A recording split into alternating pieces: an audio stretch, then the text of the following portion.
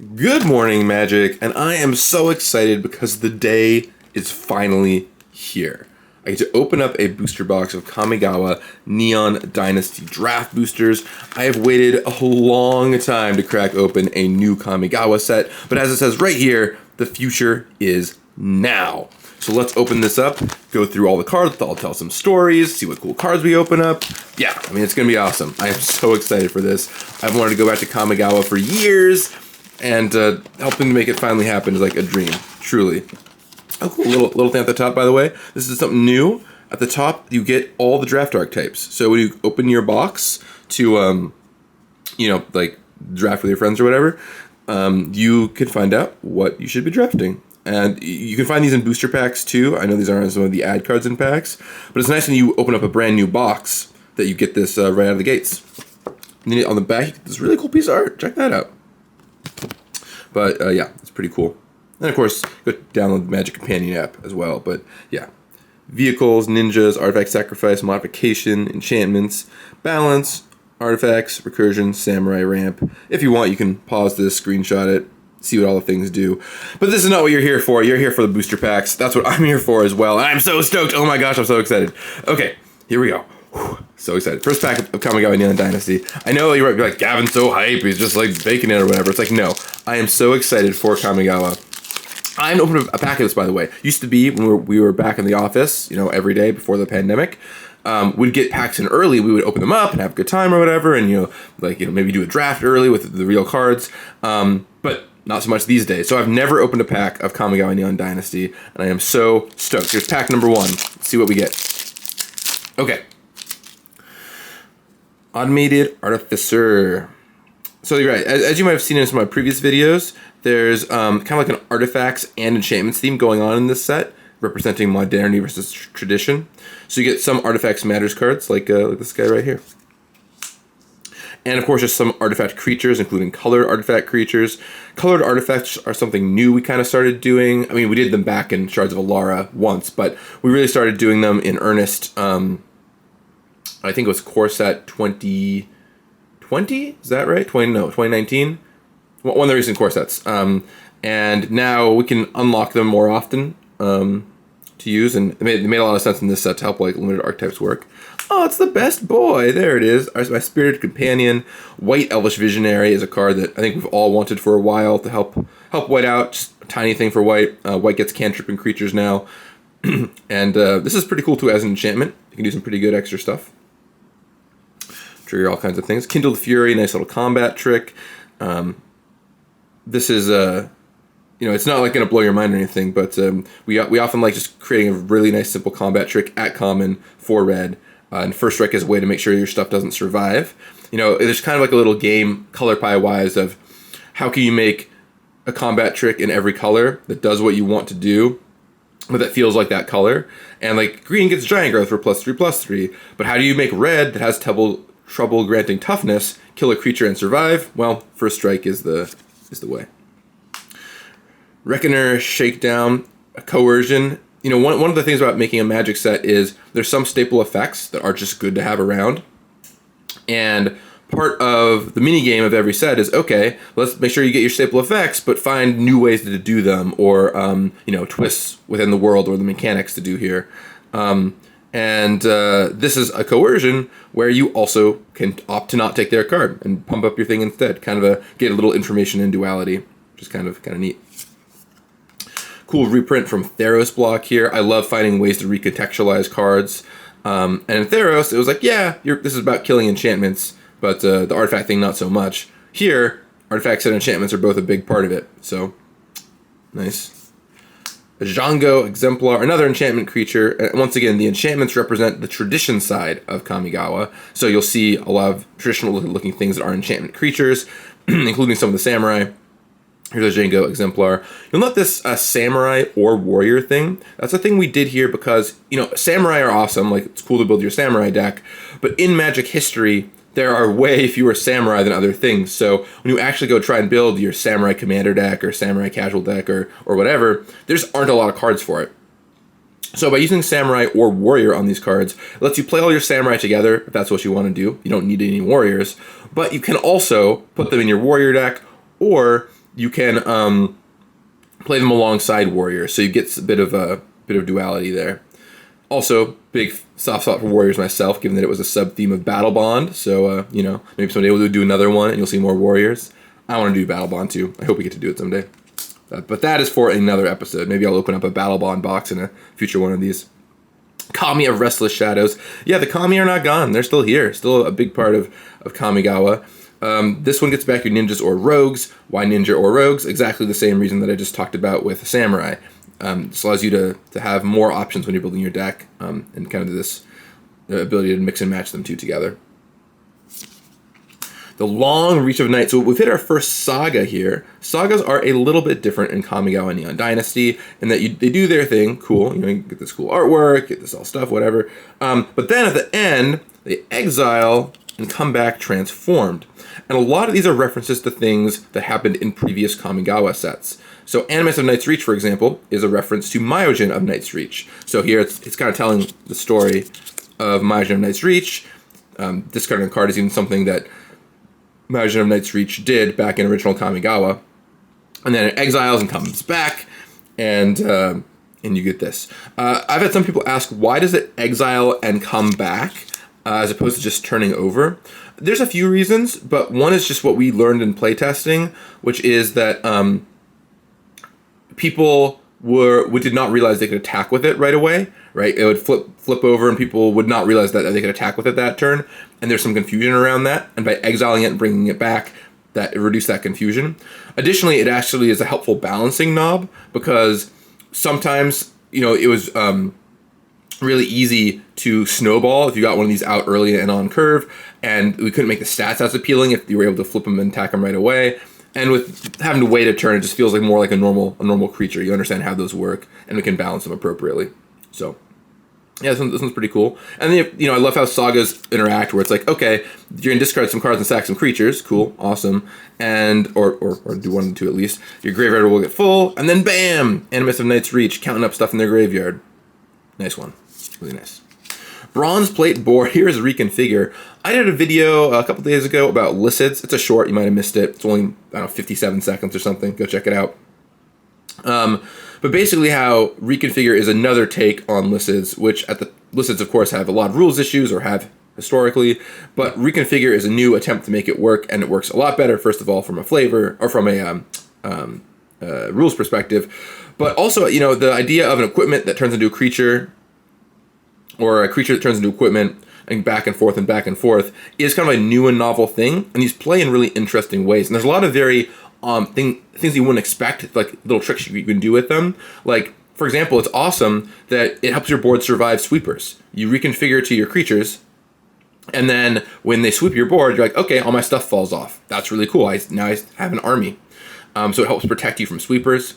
It's also really useful in equipment-based decks, because often the trouble that red-white equipment decks have, or any color equipment decks have for that matter, is you draw the wrong half of your creatures and your equipment, right? If you draw all equipment, that sucks. If you draw all creatures and no equipment, that also sucks. This helps bridge that gap, because if you draw some cards like this, you'll have equipment and creatures as access. So, a really cool new mechanic in this set. Lots of cool legends, of course, rolling around. What would Kamigawa be without legends? Black has this, you want an artifact and an enchantment sub-theme. It's actually, look at this Neo Draft archetype card. That is this balance archetype right here. So black wants you to have, and specifically white-black wants you to have an artifact and an enchantment together. And this is our signpost uncommon. If you're not familiar with drafting, or it's kind of these signpost uncommons, these gold uncommons in the set often try and point you toward an archetype. Maybe you're in black and you're looking for another color. You pick this up, and you go into black-white. Well, it tells you what kind of thing you want to be doing and what will help your deck succeed.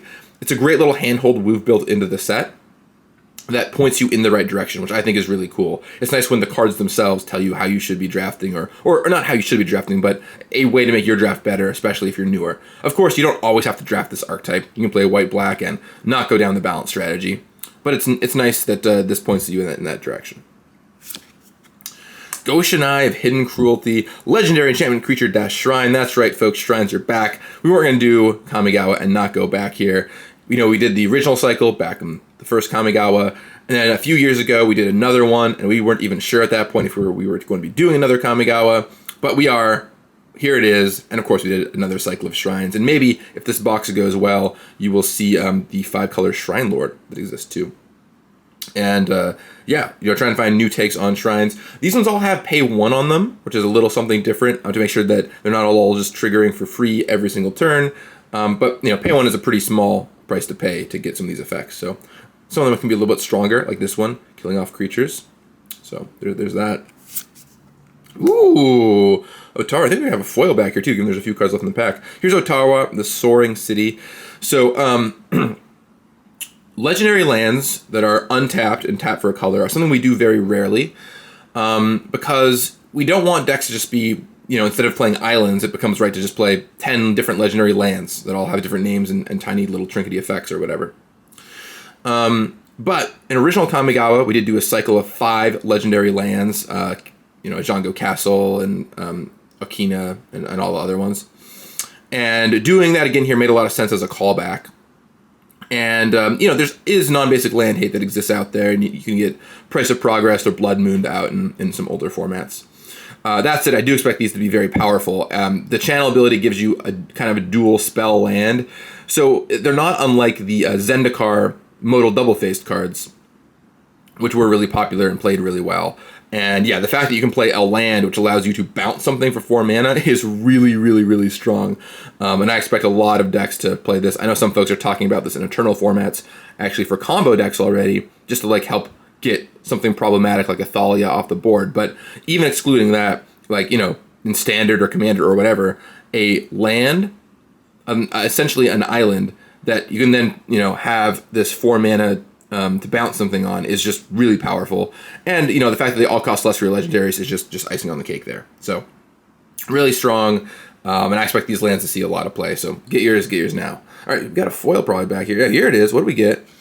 Oh, Oni Cult Anvil. Yeah, this card is sweet. This is a card that I love, these aristocraty engine-y cards. And, yeah, this is one that I think will be a lot of fun to try and make work. This kind of Artifacts Aristocrats deck. I think it has play not only in Standard, though. I think this is a Commander card, too, for any red-black artifact deck out there, because it can make so many tokens and, allow you to drain your opponent with them. So, yeah. I think this one's got a shot there, too. Even hits each opponent down there. Cool foiling on that. And, yeah, the foils look pretty good. And then at the back, we get Scoured Barrens. Just for a bit of mana fixing, these show up here too. Cool new artwork there as well.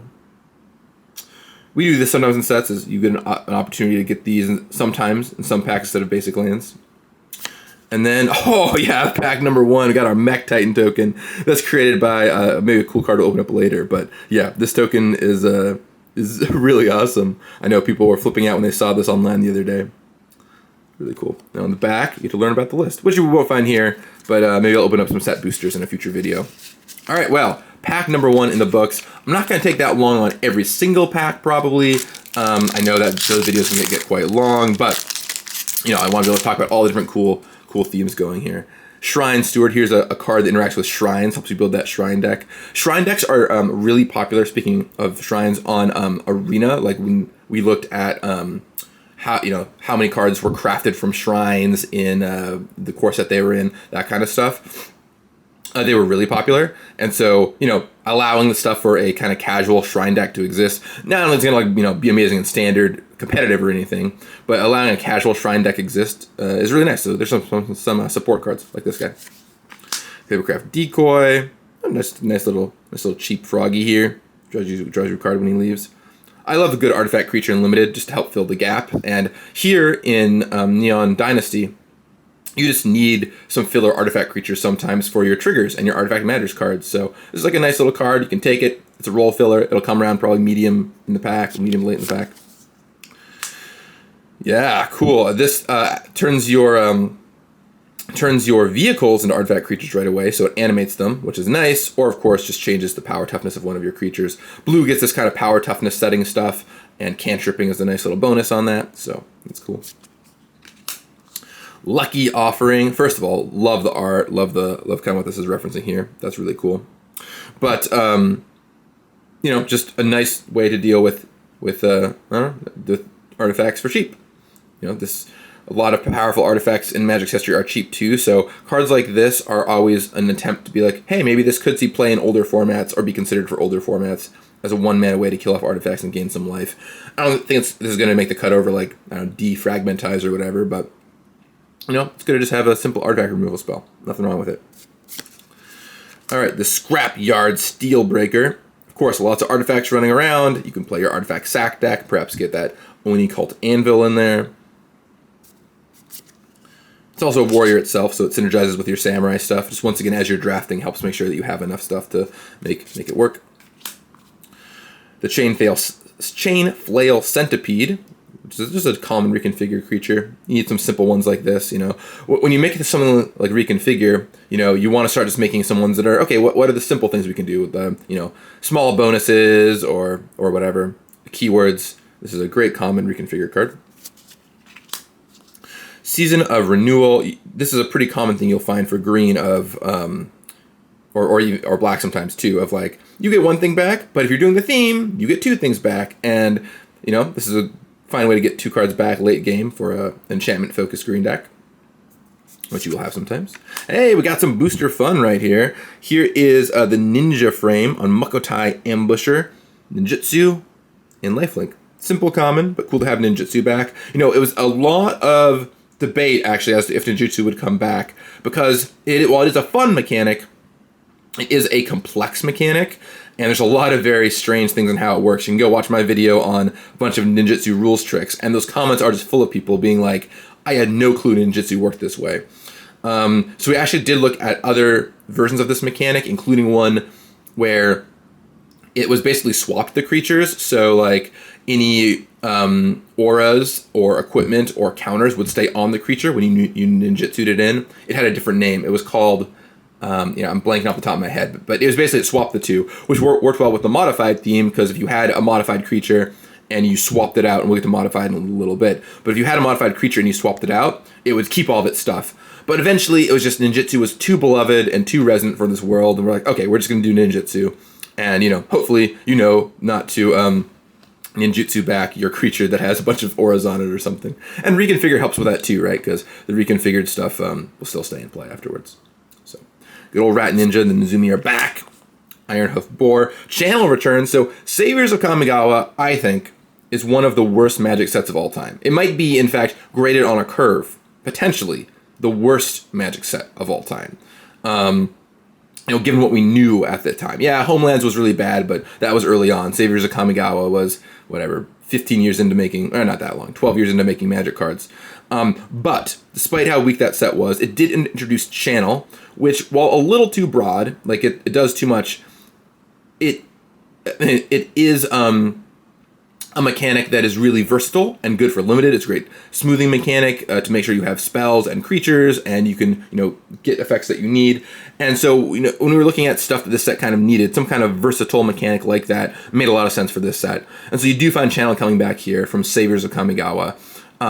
It's not a mechanic that I think we would want to use that often, given how broad it is. Usually something else will be better.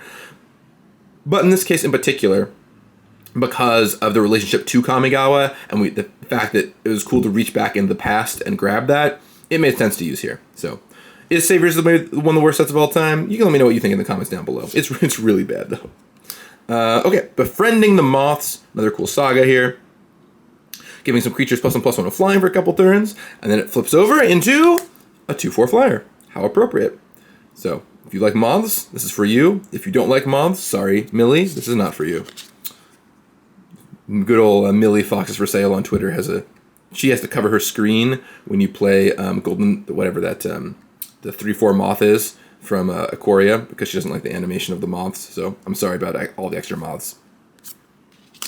Futurist Operative, here we go, a ninja that is hard to be blocked. Now, you'll note this doesn't have ninjutsu itself, or, by the way, I apologize for saying ninjutsu, it's ninjutsu, so I will try and get that right. One of the things I really care about with Kamigawa is trying to get the words appropriate as often as possible. So if I say anything, I do apologize. I'm trying my best. Futurist Operative is a ninja that does not have ninjutsu. but helps get your ninjas through. So not every ninja here has to have that mechanic. This is one where you can attack with it. It can't be blocked. Oh, and then it can't be blocked. Guess what's going to happen? I'm going to ninjutsu in a card. So yeah, Futurist Operative for that ninja deck there. Anchor to Reality. Tutors are powerful, so we have to be really careful about them. But this is a fun one you get to kind of build around a little bit to make it work. One thing that Dave Humphries, the lead designer of this set, is fantastic about is making uncommons that kind of feel like rares. Like his thing is basically, if it's a cool uncommon but would be a kind of a junk rare, let's make it uncommon. And so there's a lot of cards in this set that might feel rare at the uncommon level. And this is one that arguably could have been a rare, maybe by some metrics, but it's not really rare worthy. I think it'd be kind of a disappointing rare to open, but it is exciting as an uncommon. And that's a little design trick Dave uses. He led design like Aquaria and Kaldheim and Dominaria, a number of other sets. And you'll find a lot of cards in this range there. It's a good design tip. Walking Skyscraper, and here we go to Modified. So speaking of Dave, actually, it's a good intro there. Dave, when we were working on Dominaria, which Dave led, as I just mentioned, we tried out Modified, or a variant of it. We talked about it. It didn't work out for whatever reason. And then I know Dave tried it again in Kaldheim. Didn't work out there for whatever reason. But, he kept it in his back pocket, and it finally made sense here with both an artifact theme and an enchantment theme. And plenty of counters rolling around. It just made sense in this set, and so put it in. And it's a fun little sub thing you can do. One thing Dave is also very good at is connecting a lot of things together. And Modified kind of connects a lot of themes in the set. Once again, enchantment auras, equipment, counters, all in one place. So I think that's pretty cool. Also, as far as this card, sometimes you just need big burly creatures, and playing a 6 mana or 7/7 or 7 mana 8/8 Trampler with hexproof on the turn you play it. Whoa, that is brutal. Hexproof, as long as it's untapped, is technology we put on cards so that you can't kill it right away, but you can still interact with it later. So kind of lets you be like, I played my cool thing. Don't Doomblade it right away, but if I attack with it, yeah, you can still kill it. Oh, Mirror Box, sweet. Yeah, so this is a callback to Mirror Gallery back in the original Kamigawa block. Here's the thing about Mirror Gallery. So it's a really iconic card, right? It's 5 mana. Legend Rule doesn't apply to anybody. I remember when it was previewed back in the day, it was like, oh my gosh, this is so cool. The Legend Rule doesn't apply. I can do all kinds of cool stuff. But there's a problem with Mirror Gallery. Mirror Gallery sucks. It's just so bad. It's 5 mana, doesn't do anything. You got to have other legends. Then if they kill the Mirror Gallery, your extra legends go away. It's so bad. So yeah, Mirror Box is a lot better than Mirror Gallery, and a callback to that card. A lot stronger than Mirror Gallery. And I think it's a great direction to take the card of hey, this is a card people loved and wanted to play with, but it was really bad before. Let's make it good this time. And I don't think this is gonna blow the socks off competitive constructed, but it's a cool commander card. You can put it in some fun casual decks. And I'm excited to see what this does. And at the very back here, we get Dismal Backwater, some more mana fixing here with some cool new art, and then this token here. So we are through 2 packs in 22 minutes. So maybe I need to pick up the pace a little bit here. I know people love it when I talk through these cards, though. So let's see what happens. I'll take it at a pace that seems fine. Now that I've talked through the themes, I probably don't need to go through it quite as in depth, but we'll see what we find. Shrine Steward, yep. Careful Cultivation. This is, we're always looking for ways to make auras do interesting extra stuff, and the channel here is really nice. It's like, you need a creature? Here's a creature. You want an aura? Here's an aura. So that's kind of cool, right? The fact you can just play this as a 2 mana mana accelerator, really sly mode. Don't sleep on this card. A lot of times you see the green common aura and you're like, whatever, it's junk, I'm not going to take it. Nope, this is just a 2 mana accelerator, so don't sleep on that. Really cool card. This artifacty guy again. Oh, the Spirited Companion. Doggo's back. Kindled Fury. Similar common run. Oh, this is the same common run as before over there. Mukotai Ambusher, another ninjutsu. We saw this guy already, but here he is in his normal frame. Fang of Shigeki. With single green 1/1 Death Touch, I think it's just an incredibly underrated magic card. Typhoid Rats does so much work.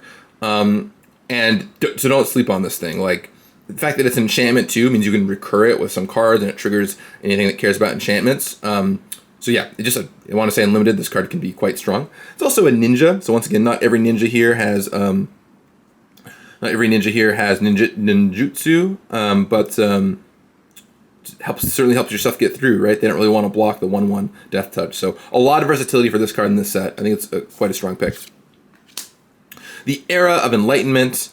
Nice little simple white Saga. All the way down at common, too. They do come at common in this set. Scry 2, gain some life. And then at the very end, you get a 2/2 for a striker. So it's a nice little common Saga. I know some people are excited about trying these Sagas in Pauper. I know the blue one in particular, people want to ephemerate. But regardless, Scry 2 on a white Saga, it gives you a creature. Not too shabby. Tempered Solitude. This card is sweet. I'm really excited to try this one, maybe even in competitive constructed. As a enchantment, it's hard to deal with. And if you build your deck right, it's going to give you a big stream of card advantage, right? You just get an extra card every turn, essentially. And sometimes I don't even mind, sending my creatures in to go on a run that will kill them, just so I can hit a new card off the top of my library, trading a card for a future card. So yeah, this is a sweet card. I think this was a Voxy's preview. Nice work, Voxy. This one is really exciting. Kind of a cool little, this is like a cool little mini theme you could build around too, the attack alone stuff. I always think of Rogue Kavu from Invasion. Shout out to anyone who knows what Rogue Kavu does. Most of you probably don't. If you do, you can post it in the comments. Here's another Futurist Operative. Talked about you already. Another Walking Skyscraper. Talked about you already. Oh, and we hit a rare one, and none other than Fable of the Mirror Breaker. A callback to, of course, Kiki-Jiki, which is so awesome. What does it do? You get your Goblin Shaman. Cool. All right. It's a little Kiki-Jiki action. Discard some cards and draw 2 cards. Okay, not really related to Kiki-Jiki, but good to do anyway. But the important part, on the backside, reflection of Kiki-Jiki, which is mostly Kiki-Jiki, with the note that we, Kiki-Jiki's had a lot of history of infinite combos. We did put this little one here to make sure that you couldn't just go infinite with it, with a Pestermite or whatever. You got to actually work for it, and you play it in a more fair way, but it's still very strong. You can still do all kinds of banana stuff. I remember back in original Kamigawa, you would copy Root Runner, which put a land of your opponents on top of their library, which I'm sure like Cube April would have loved or something. But anyway, you just put all their lands on top of their library. They can't ever do any, never draw a card again. But anyway, that's not here. But I'm sure there's other cool stuff to copy. Stuff with death triggers, the new cycle of Mythic Dragons, all that stuff. So yeah, sweet Saga. I love these callbacks. To original Kamigawa. Some of the sagas are callbacks to things that happened in the story that are less recognizable, but calling back to something that's both in the story but also a very iconic card is really nice. And then at the back here, we get a foil Heir of this Ancient Fang in the Samurai frame here. This is their Booster Fun Samurai frame, cares about modified creatures again. So that's pretty cool. Comes in as a 3-mana 3/4 if you have a modified creature early. And at the back, we get Swiftwater Cliffs for the little blue-red mana fixing. And then this Spirit token. Colorless, 1/1 non-flying Spirit. I know that's something that Daniel Holt was very keen on getting out in the world, and here it is. And there were some old Magic Player Rewards ones, I believe, that you could get, but a little harder to find. All right, here we go. Maybe we'll pick up the pace, maybe we won't. Let's see what happens. Pack number 3. I guess this might be one of my long ones. I guess you all know this from how long the video is, right? It's like, oh, this video was 3 hours. Gavin was not right when he said this would be a shorter opening. Okay, saw that one already. Dramatist Puppet. This is sort of like the camel in Amonkhet that did something similar, or like a little mini proliferate thing. I enjoy these kind of effects that tell you to, put counters on your stuff and double up, which is pretty cool. And you can also take them off your opponent's creatures. So if they get a cool counter, well, bad news. I'm going to puppet it away from you. Here's the Saiba Trespassers. Saiba, not Kaiba Trespassers. That would be a different card game. Just a simple channel card. When you put a mechanic like channel in your set, it's nice to just make some cool modal commons with it. Lots of modal stuff going on here. So, Moth Rider Patrol. Yes, in Kamigawa, people fly around on these moths. And just a nice common tapper. A Flying Man, 1-mana, 1/1 flyer is a card that usually does not get there. It's not strong enough to play in Limited, or Constructed for that matter. So we often put a nice little bonus on it, just to make it a little more juicy, a card you'll want to play sometimes. And this one is a tapper, which is, early game, smack them for 1 for a few turns. Late game, tap down their stuff. It's a good modality. The Tawashi Song Shaper. So, yeah, we got some more futuristic tropes in here, too. This guy's a DJ, essentially. But he fits into the Artifact Matters theme really well, and is an artifact himself. So, play him, get some artifacts, attack for 3 on turn 3, or, maybe even 4, depending on your draw. Who knows? Kaito's Pursuit, just a nice little tribal card, ninjas and rogues getting a bonus. And once again, you saw the Coercion, classic effect. Well, here's the Mind Rot with bonus. Mind Rot with bonus is a staple of Magic sets. So is Mind Rot. I think Mind Rot is one of the most printed cards of all time. But Mind Rot with bonus is what you'll find here. Is that Tezzeret right there? Is that Kaito right there? Yes, it is. I love this kind of art too, because you get this the trope of people on top of the buildings running around. It's such a cool piece. I think we use this for a number of presentations internally. It's just so awesome. Commune with Spirits. Ah, yes. The next in the line of commune cards. So yeah, commune with nature, commune with dinosaurs, and here's commune with spirits. The first one of these though actually was an original Kamigawa with commune with nature, I believe. 1G, look at your top 5, take a creature, or I think it was just 1G, look at your top 5, take a creature. So this is actually a callback to the first one of this ilk. G, look at your top 4, take an enchantment or land. Lots of good versatility there. We used to, on some of these cards, like in Theros, commune with the gods. We put it in your graveyard, but they were a little too efficient at filling your graveyard, so we had to be pretty careful about that. Jukai Trainee, nice simple samurai. Also, there's some samurai in green. Also, call back to Bushido. We didn't do Bushido here. It's just not a very strong keyword, and only matters in combat and changes your creature size and whatever. So didn't do it this time around. But we do have some calls back to it with Jukai Trainee. Maybe in a future episode. I don't want to get into it because that could be a whole episode on its own. I'm not going to get into it too far here, but I'll go into why Bushido did not make the cut. It's not like an awesome mechanic, and it wasn't good enough to get above our barrier of being better than the other mechanics we had in the set. Voltage Surge, just a little shock variant that could also go up to 4 damage if you want to sack something. So. Speaking of staple effects, shock with bonus is nice. Getting up to 4 damage is very real. So plenty of times I'll sack an artifact token or whatever I've got lying around to voltage surge it up. Azusa, of course, Azusa Lost But Seeking, iconic card from original Kamigawa block.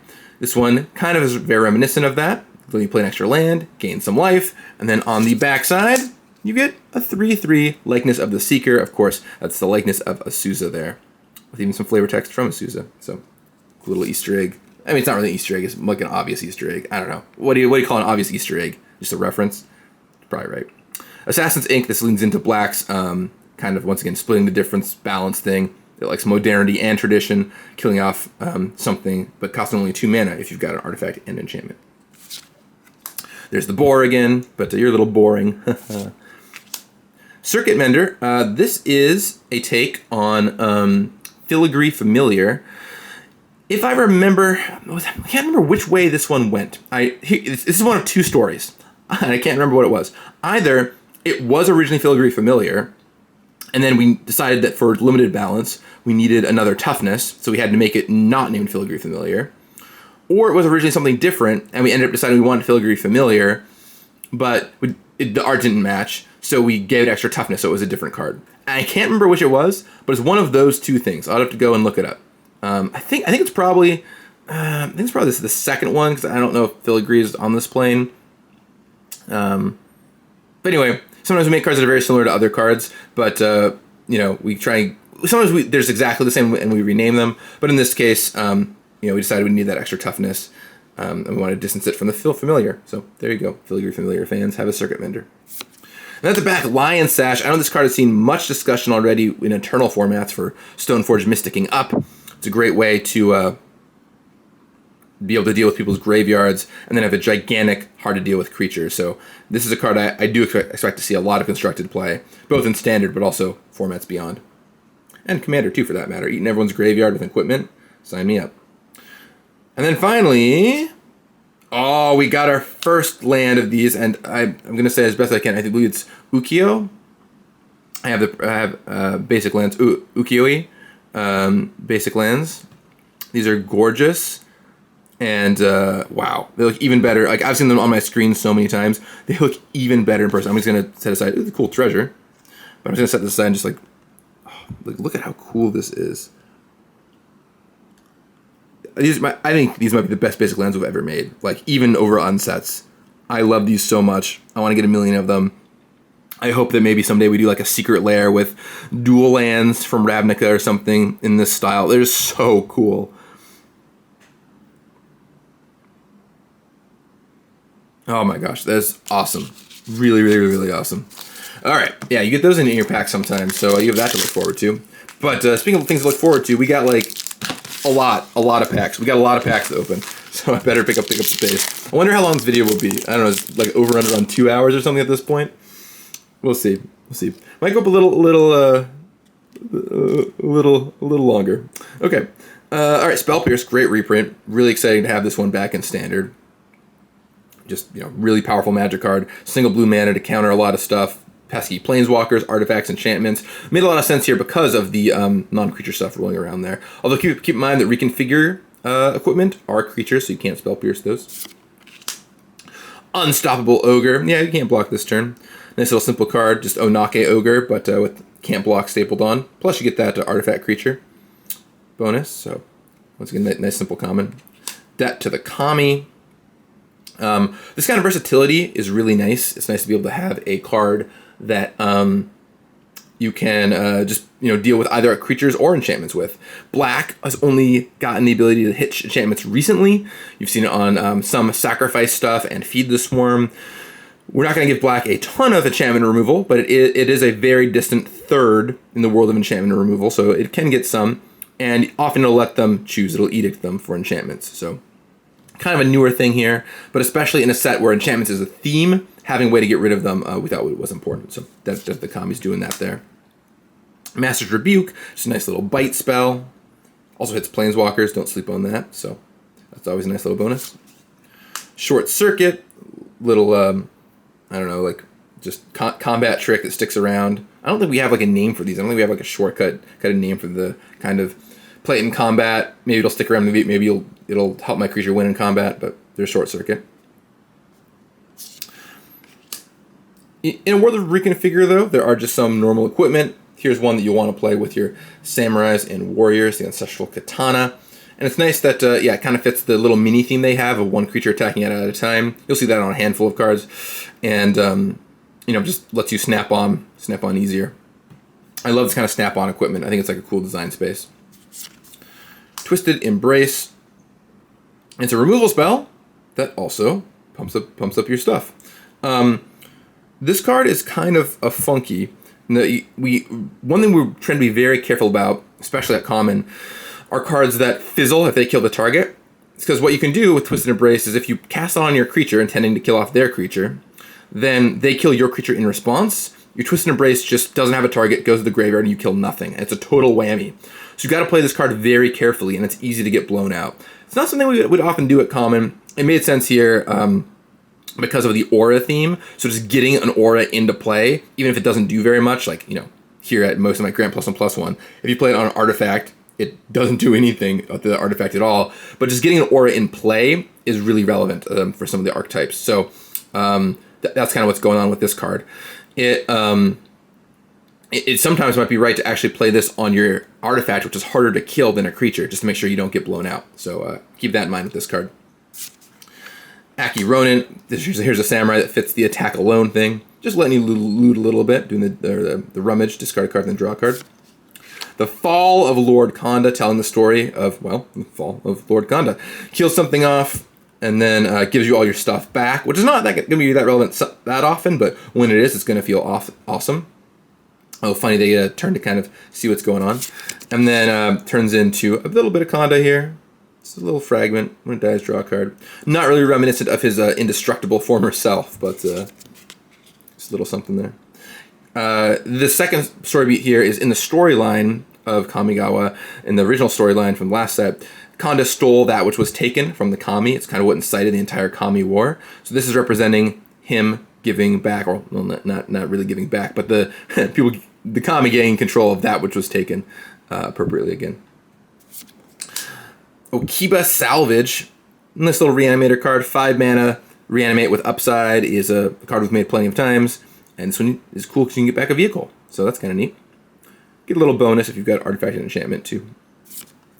The ramen guy. Yeah, the dockside chef. I know this card is just a total delight. A lot of folks really have enjoyed this one since we previewed it the other day. It's both an enchantment creature, so it triggers your stuff for 1 mana, but also like for being able to filter through your artifacts or creatures late, this can be quite powerful. Like, first of all, baseline, literally nothing else. You can just cycle this for 3 mana, which is never like a thing I'm excited about, but you can cast it, block, pay 2 mana, sack it, draw a card. So it saves you some damage and draws you a card. But mid to late game, man, the amount of cards this can churn out is tremendous. So this definitely is a nice limited card. Maybe even has legs in Constructed, if there's an Aristocrat deck in Standard. Those decks often need card flow. And for only 2 mana, it's like not that hard to get that card flow. Here is the Tawashi Guide Bot, another little card that talks about modified, and notably it helps bring that cost down, given that it adds a counter to something itself. So its ability kind of really starts off as 3 mana tap, draw a card, which is already in the range of like a Jam Day Tome, right? So, you know, maybe you even bring it down to 0 on a good day, but, you know, 4 mana, 2/1, that can also be a Jam Day Tome, pretty nice. Invoke Justice, so there's a cycle here, of these invokes that all cost 1 CCCC, kicking back to a monocolor theme. And, you know, monocolor is not like a huge theme of Neon Dynasty, but something that Dave does feel is like, let's put in some cards that are a little sideways to the set theme. So if you have a deck that you like, you might find something for you that's a little different. And yeah, so he made a cycle of these rare invokes. And yeah, this one brings something back, and then sort of like I don't know, the Green Gearhulk or something. Brings, distributes 4 counters among stuff. So pretty good if you bring something back and put 4 counters on it. They're hard to cast, but quite powerful. Quite powerful when you do. And help point you toward a monocolor deck. I think some of these might see playing Standard too, given, you know, how popular things like mono green have been. And then, ooh, wow, foil Colossal Sky Turtle. Talk about it, by the way, a card that is an uncommon that looks like it could have been a rare. This thing has a lot of effects on it for an uncommon. It's a huge creature, and you get 2 different channel effects, so kind of build your own destiny. It's either 7 mana, 6/5 flying ward 2, sweet, or it's 3 mana for Recollect, or it's 2 mana to bounce something. So amazing versatility on this card. This is a card I would really not be surprised to see a lot of play, and in Commander too, having like a versatile late game creature, really nice. I know this will go into my uncommon Tachova deck, uncommons only. Then at the back here, oh yeah, we got this mountain, sweet. Awesome. And then a pilot token. A couple cards make this pilot that can crew big vehicles. I think there's 2, maybe 3 cards that make this. So that's kind of cool. Cool token. All right. That's this pack. Ah, yes. 42 minutes in and gone through 4 booster packs. That's the Gavin pace. Welcome to the show, everybody.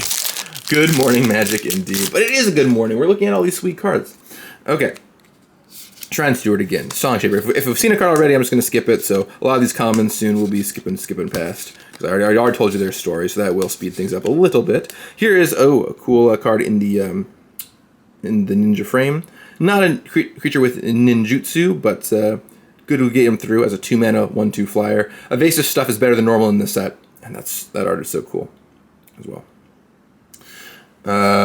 Sky Swimmer Koi. Here's a card we haven't seen yet. Just a little Artifact Matters card. But do not sleep on this, because allowing you to loot whenever you cast an artifact can be quite strong. And notably, it's actually whenever an artifact enters under your control. So tokens that you generate also will trigger this. Looting is really powerful. This gives you a lot of free loots. And then on top of giving you a lot of free loots, it's just a 4 mana 3/3 flyer at common, which is quite strong. In fact, traditionally, 4 mana 3/3 flyers have often been uncommon. So yeah, this card's very strong common limited. Maybe one of Blue's best commons, if not its best. So you want to take this thing high. The Modern Age. I know this one has people excited in Pauper with Ephemerate. But yeah, you loot twice, and then you get a 2/3 flyer on the backside. Little vector glider. Here's the Green Shrine, Go Shintai of Boundless Vigor, that lets you put counters on a creature for every shrine you control, build them up. But notably here, because because you want to have a lot of shrines in play, and it's a shrine itself, you can target itself every turn for just 1 mana to make it larger. So even base case, this card is quite strong, right? 2 mana, 1/1 Trampler that every turn you can pay 1 to give a +1/+1 counter is already a card I would consider playing, because it's just going to grow and be so big if you play it on turn 2. It does cost you a mana every turn, admittedly. But with extra shrines, it gets extra big. So yeah, this card, oops, knocked the camera there. A little exciting adventure for all you folks. Cool card. The Roshi Merge Keeper. Nice little mana accelerator, 2 mana, 1/1 that can maybe, you tap for 2 mana sometimes. I think a lot of the time this is going to just be, 2 mana, 1/1, tap add G. But yeah, maybe you'll play a creature that adds a counter to something when you cast it and knock this up to tapping for 2 mana. It's kind of fun. Here's the Asari Captain. The Red-White Samurai deck, a great uncommon, the Signpost uncommon for Red-White Samurai.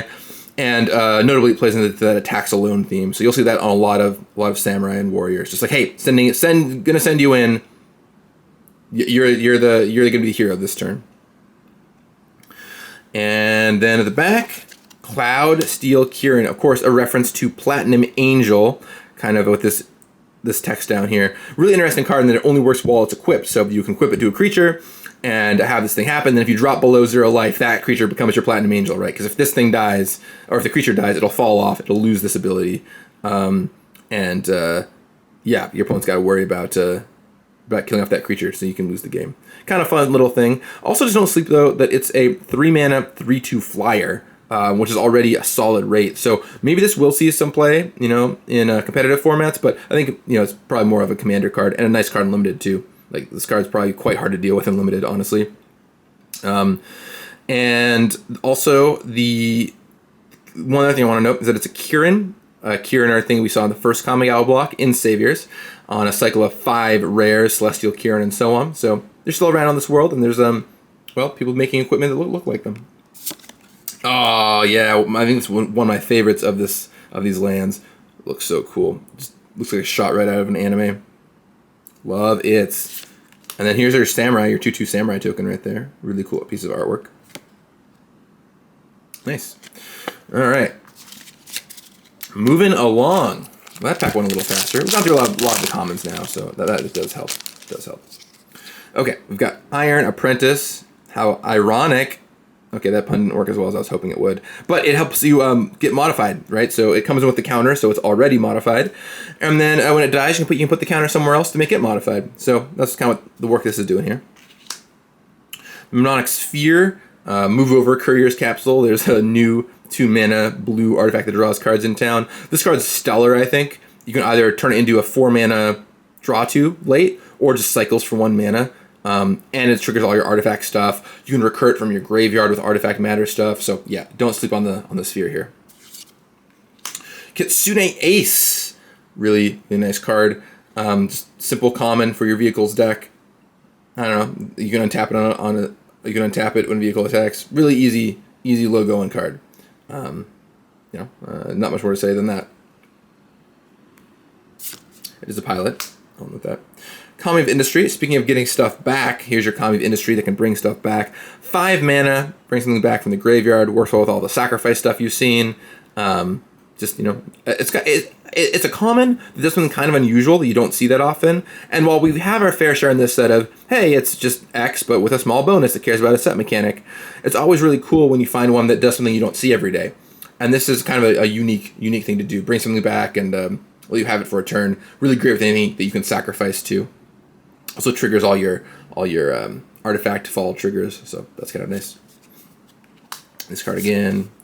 The Kami of Terrible Secrets. Oh no, Terrible Secrets. This really fits into that you want an artifact and an enchantment sub-theme, just being a Phyrexian Rager, 4 mana 3/4 Phyrexian Rager if you hit. So also nothing wrong, you can just cast the 4 mana 3/4 sometimes. I think it's an underrated vanilla stat line.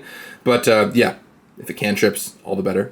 And here you get some of that very Kamigawa, very old Kamigawa feeling artwork of like, whoa, what is this Kami? What's going on with this Kami? It's got some terrible secrets for you. Sunblade Samurai. This card is cool that it essentially just has plain cycling that gives you 2 life. Or it can be a 5 mana 4/4 Vigilance. The common land cyclers have traditionally been quite strong and limited, giving you versatility, and this guy's no exception. Plus it's an enchantment too. Here's Fang of Shigeki, but in the ninja frame. So that's kind of neat. Here's just a nice big vanilla ninja. Smash someone for 5. Didn't see that coming. Don't fear the blade, fear the shadows. Great flavor text. Here's the Modern Age again. Skip past you. Covert Technician. We're into the uncommons now. Here's an uncommon in ninja that wants you to deal combat damage to them. A very, very, very classic ninja move in Magic. And this kind of blends the artifact and ninja theme. You hit them, and you get to put an artifact from your hand into play. So, you need some small artifacts, and it'll work out well for you.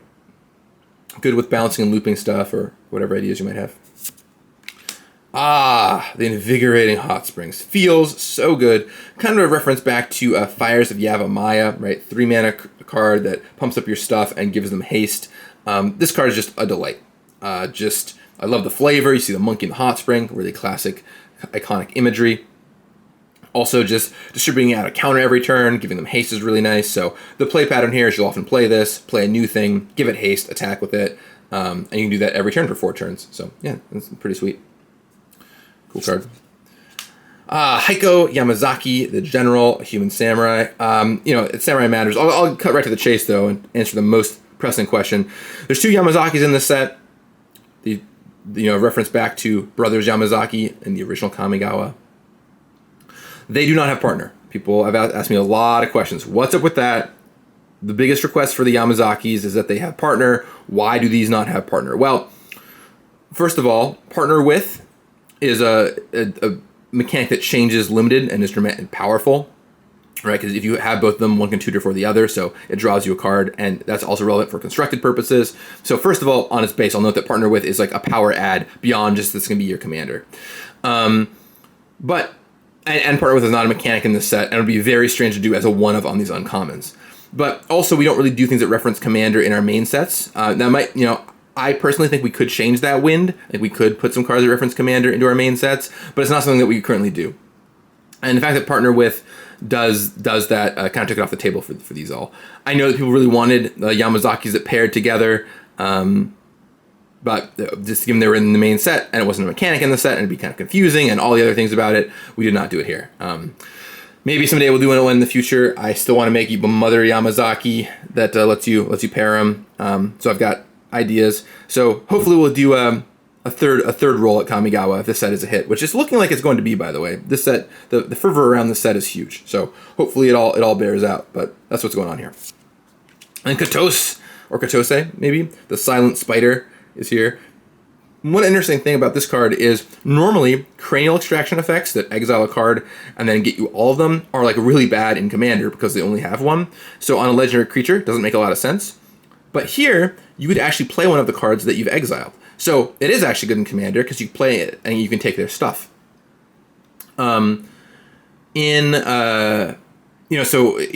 It's cool both for constructed because you can cranial extraction them on a 5-mana creature, but also for limited and commander because you can actually play the card too. So I think that's kind of a nice duality on this card. And then there is a Windscarred Crag at the very back there. Oh, and there's a Human Monk 1/1 token that common makes. It's kind of cool. All right, on to the next pack here. Alrighty, Aki Warpaint, just a nice little aura. Cheap auras are nice in this set because even if you wouldn't normally play them, they allow you to drop them just to get your bonuses. This one you can even put on an artifact where it doesn't do anything inherently, but keep in mind you put that on a vehicle, and when the vehicle wakes up, it will do something. You put it on your reconfigure creature, and as long as it's a creature, it does something. So there is some duality to why you would want to enchant an artifact with this.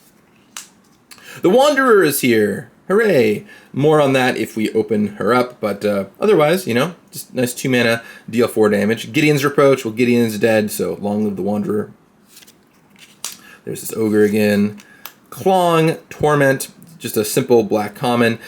Auras you put on your opponent's stuff are kind of nice, because that also triggers your stuff and makes sure that you have an enchantment in play. So don't sleep, don't forget, if your opponent has an aura on your thing, it does count for their enchantment matter stuff. And this like mini stab wound is actually pretty nice. Cool art there too by Rowena Kai. She's quickly becoming a standout. Master's Rebuke, seen you. Short Circuit, seen you. Imperial Subduer. Have we seen you? I don't think so. This also is a common that fits into the attack alone theme, and has this one right here has the cool samurai frame there.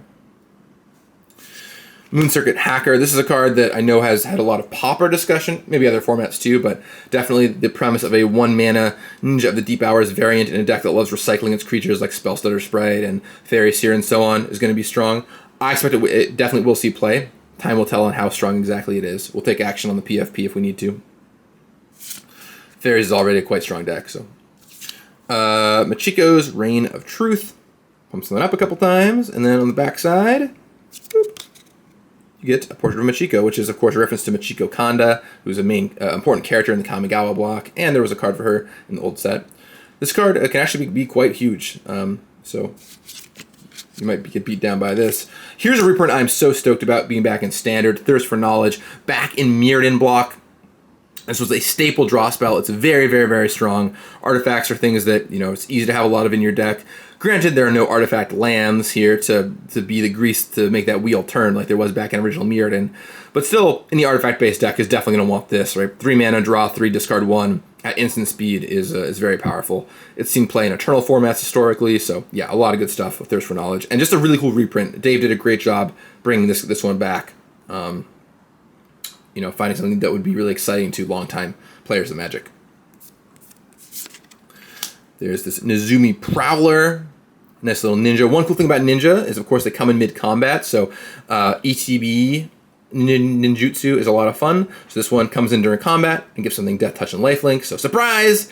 And maybe kills off their thing on another creature. Or you can just, target itself to gain lifelink. And don't forget, if you watch my ninjutsu video, that there's all kinds of tricks you can do here, where you pick this back up at end of combat with another ninja and have it ready for another day. So ninja fans, prepare yourself. Discover the Impossible. Just a little filtery card here that can also cast it for free if it's cheap. Gives you an instant that costs 2 or less. Instant, by the way, important, so that you can't just cast free spells for 0 from like Time Spiral or whatever. So no 3 mana Hypergenesis or Balance or Wheel of Fate or whatever. I don't know if that's exactly the reason it was put on this card, but I know it is an important nod that we often care about with these things. Teachings of the Kirin, make some stuff, mill some stuff, put a counter on some stuff for 2 mana, not too shabby, right? It's based, by the way, it's just 2 mana, make a 1/1, mill 3 cards, that then becomes a 2/2 next turn, so it's basically a Grizzly Bear on its own. But then it turns over on the 3rd step, and you get Kirin Touched Orochi, which has a lot of cool abilities. You can exile a creature from a graveyard, which maybe you milled with the first ability to make a spirit, or you can exile a non-creature to give a counter, which is what you saw on the first side. So this card, I think, has Ranger's class. It's not quite Ranger's class, but in terms of how it plays, but still quite strong, right? It's basically 2 mana 2/2 that then turns into another creature that gives you more bonuses. So I think this has potential. Also, just make sure you have a modified thing. So sweet card. At the back here, we get a foil Kaito's Pursuit, that cool art in foil. We get a Thornwood Falls, and then here's this for your double-faced cards, the Sagas. We do have some of these new kind of technology we debuted with Zendikar Rising here. We can write them in, which is really cool. All right, on to the next pack. This pack like 6 or something. Oh, holy smokes, we've been going for an hour. Some of you out there I know will hate this. Some of you out there will love this. I know I get requests all the time for more long opening videos, so hopefully you love it.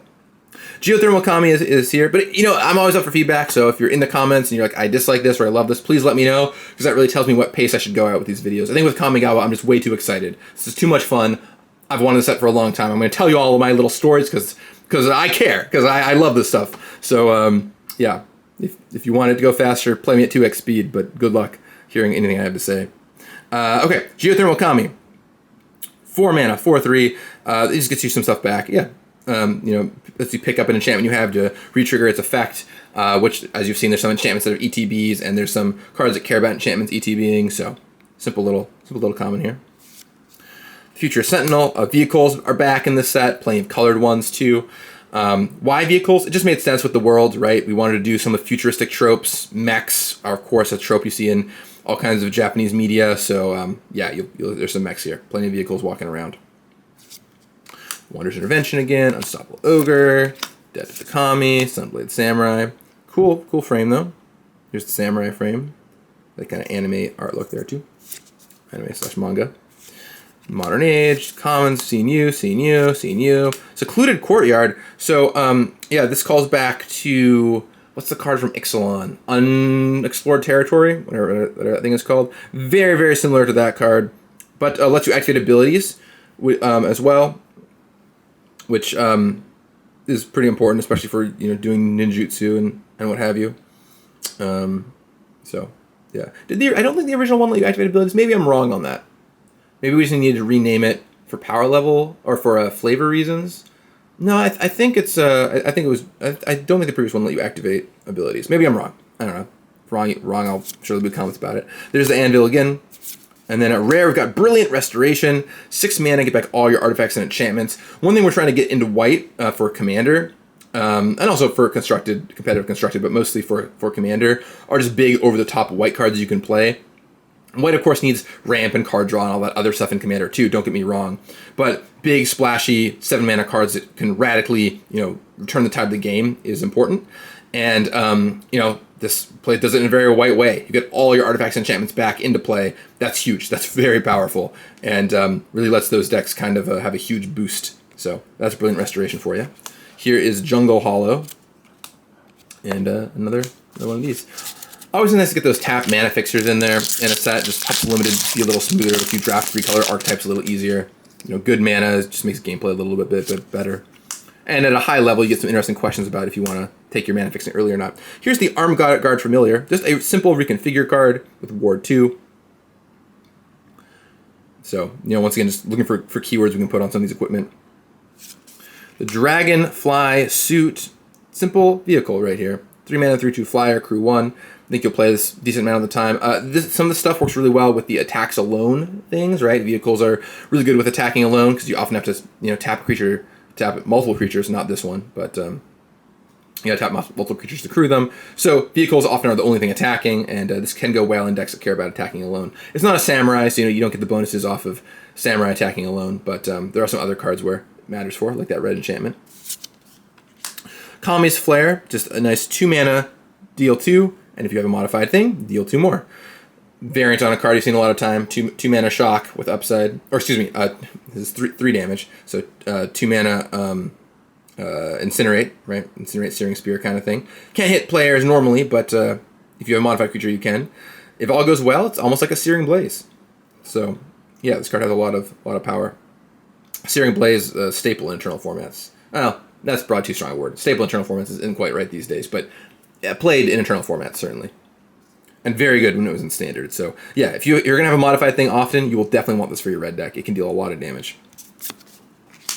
One of my favorites, You Are Already Dead. So happy we got this trope into the set with this exact card name. If you don't know why, I'm sure you can look in the comments and someone will tell you. It's a reference to a very famous kind of trope in Japanese anime. And here you get it. The samurai slices through the person, Nani? And you are already dead. They explode. The world moves on. Great flavor. So happy that we were able to do this card. Twisted Embrace. Yes, you've seen you before. Guardians of Aboro. Aboro, of course, being the palace in the clouds that the moonfolk live in way up above. Happy to have more moonfolk, by the way. And this lets you attack with your modified creatures that have Defender. Notably, though, I think it's kind of fun that it's not just this creature. It would have been very easy to write Guardians of Aboro can attack as long as it's modified. But by stretching out to all your modified creatures can attack as though they didn't have Defender, it lets you put this into your Defender deck and maybe bash with some of them, which I think is a really cool sideways thing you can build around. If not in Limited, which is kind of hard to pull off, just as in like Casual Constructed. And that's a great example of making a card very modular and lenticular. Like, it mostly just matters for this card, but if you want to go build a deck that does something wacky, you have the ability to do that. And I know some people will enjoy doing that. Long Reach of Night. Hello to you again, my Reach Night's Reach. Gloom Shrieker is here.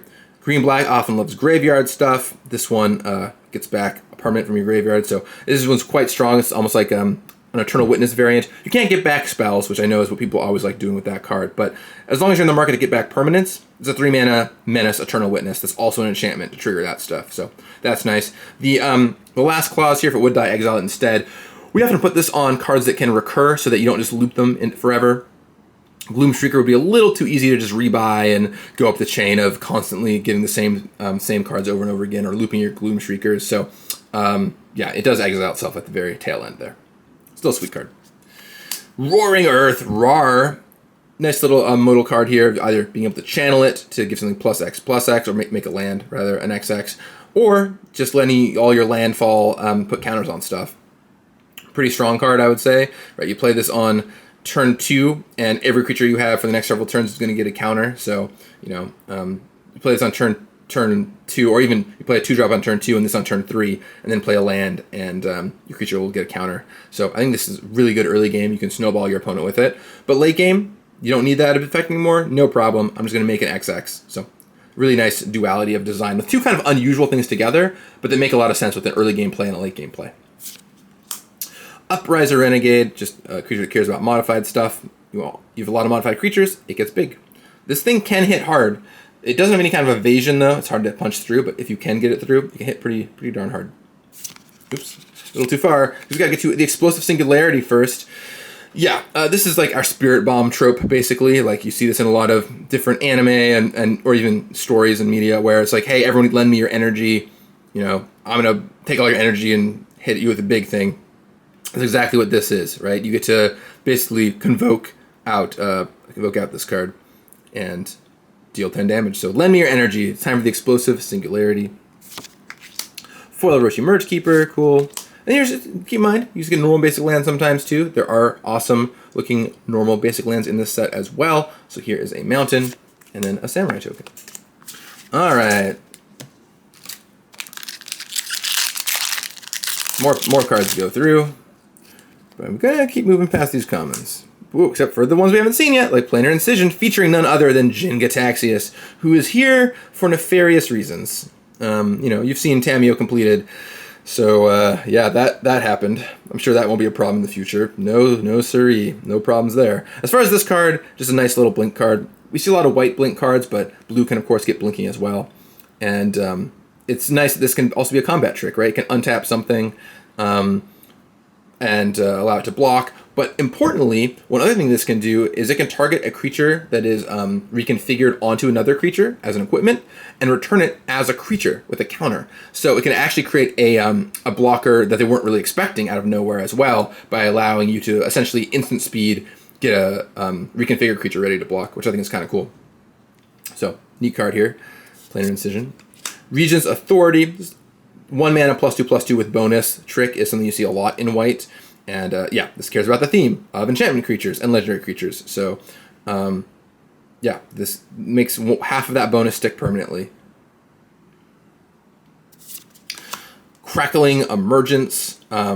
This almost calls back to the Genju of time past, where there were enchant lands that made the lands a creature. 2 mana, make your land a creature, and then the land can't die, which is nice. One of the problems with animating your lands early is sometimes they kill off your land, and you're like, oops, I'm just behind on mana now. This one, at least, well, if they try killing it, it won't die. So that's the whole deal with the last line of this card. Although you can get bounced, you can get exiled, so you're not proof. You're not proof from anything bad happening to you. But you know, these cards are often a little tricky because you're reading, you're like, oh wow, it's a 2 mana 3/3. That's pretty good in red. But keep in mind that you're going to be down a land if you're attacking with this thing. So yeah, you can play it on turn 3 and attack your opponent for 3, but keep in mind that you're going to just be down a mana. So be careful with how you use this kind of card. But it can be good, triggering your enchantment stuff, making it land into a creature. Simple little combat trick here. We love these kind of I don't know, what are we calling these, like supernatural stamina style cards. We don't really have a name for them, but you know, a cheap instant that brings back a creature when it dies is nice. Also really cool artwork here on this one too. These cards are often like okay and limited, but get a lot better if you've got dies triggers, so you get to reuse them. So I do like cards that are modular like this, like, oh, sometimes you want this for this deck. It's fine on its own, but sometimes you want this for this deck, and it's going to be awesome. So there's a return to action for you. Harmonious Emergence. Just makes a creature a land. The card in this cycle for green. Green loves modified stuff, so keep in mind this does make a free modified creature for you, right? Because it's a creature that has an aura on it, so it gets you rare and ready to go right away. 7-Tail Mentor. ETBs or dies, you put a counter on something. Simple little samurai here. Keep in mind though, you can't put it on itself, so it's worst case 4 mana 3/4 to start with, which is pretty nice. There's the Guardians again. Life of Toshiro Umezawa, of course a reference to the Umezawa of Umezawa's Jite, very famous one from the last set here. And what does this first mode do? Well, none other than Umezawa's Jite's 3 modes. +2/+2, -1/-1, and gaining 2 life. It also comes back as Memory of Toshiro here at the very end. which you can then pay a mana, or pay a life rather, to add a mana. Sky Blessed Samurai, cost less for your enchantments. Just once again playing that enchantment theme. Love this kind of cost reduction thing because it gives you a big dream, although even though it's going to be like, in most cases, a discount of like 2 mana, you know. But even then, as a 5 mana 4/4 flyer Era Elemental, still like a very strong limited card. Runaway Trash Bot here. This card is really nice because it actually has trample on this huge evasive creature. Often these kind of things don't, but yeah, this one, late in the game you play it, it's got 6-7 power, depending if how many artifacts and enchantments are in your deck. And with all those creatures that are artifacts or enchantments, you'll just have a lot of them lying around. So yeah, this guy can get pretty big.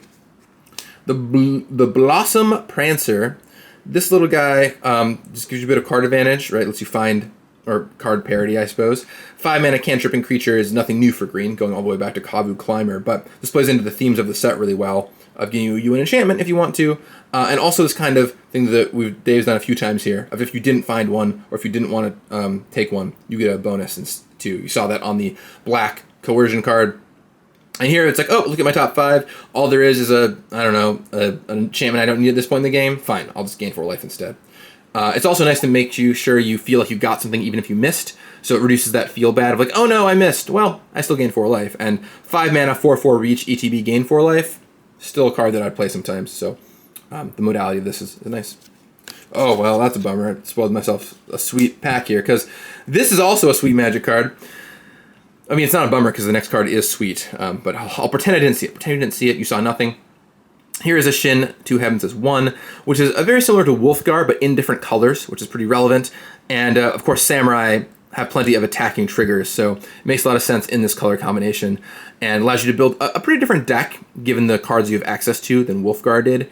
And, yeah, 3 mana, 3/4 Legendary Samurai. I expect this will be a popular commander. I know people have asked for Legendary Samurai for a long time, and there's multiple in this set to choose from, but this is a really cool one you get to build with.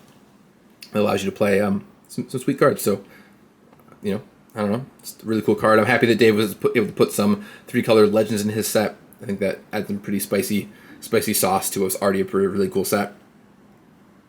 And then, bam, foil rare Coyote, Soul of Kamigawa, a character that you might recognize if you know the original Kamigawa story.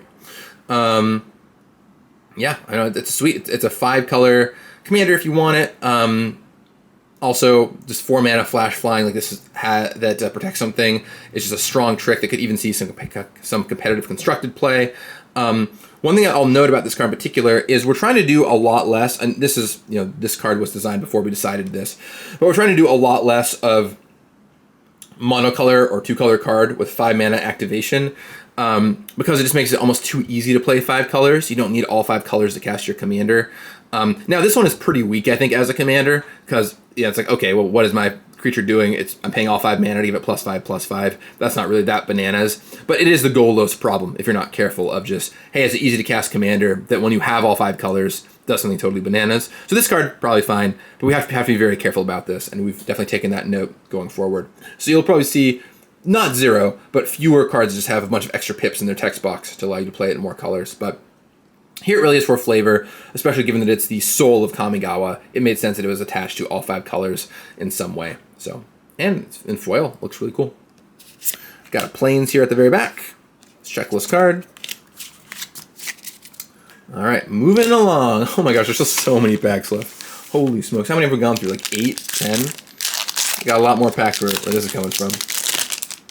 All right, going through our commons quickly here. If there's something new, I'll stop on it. Oh, this is something new. Just a little card that cares about modified. I love this kind of card where it's like, what am I? I'm a 2 mana 2/1.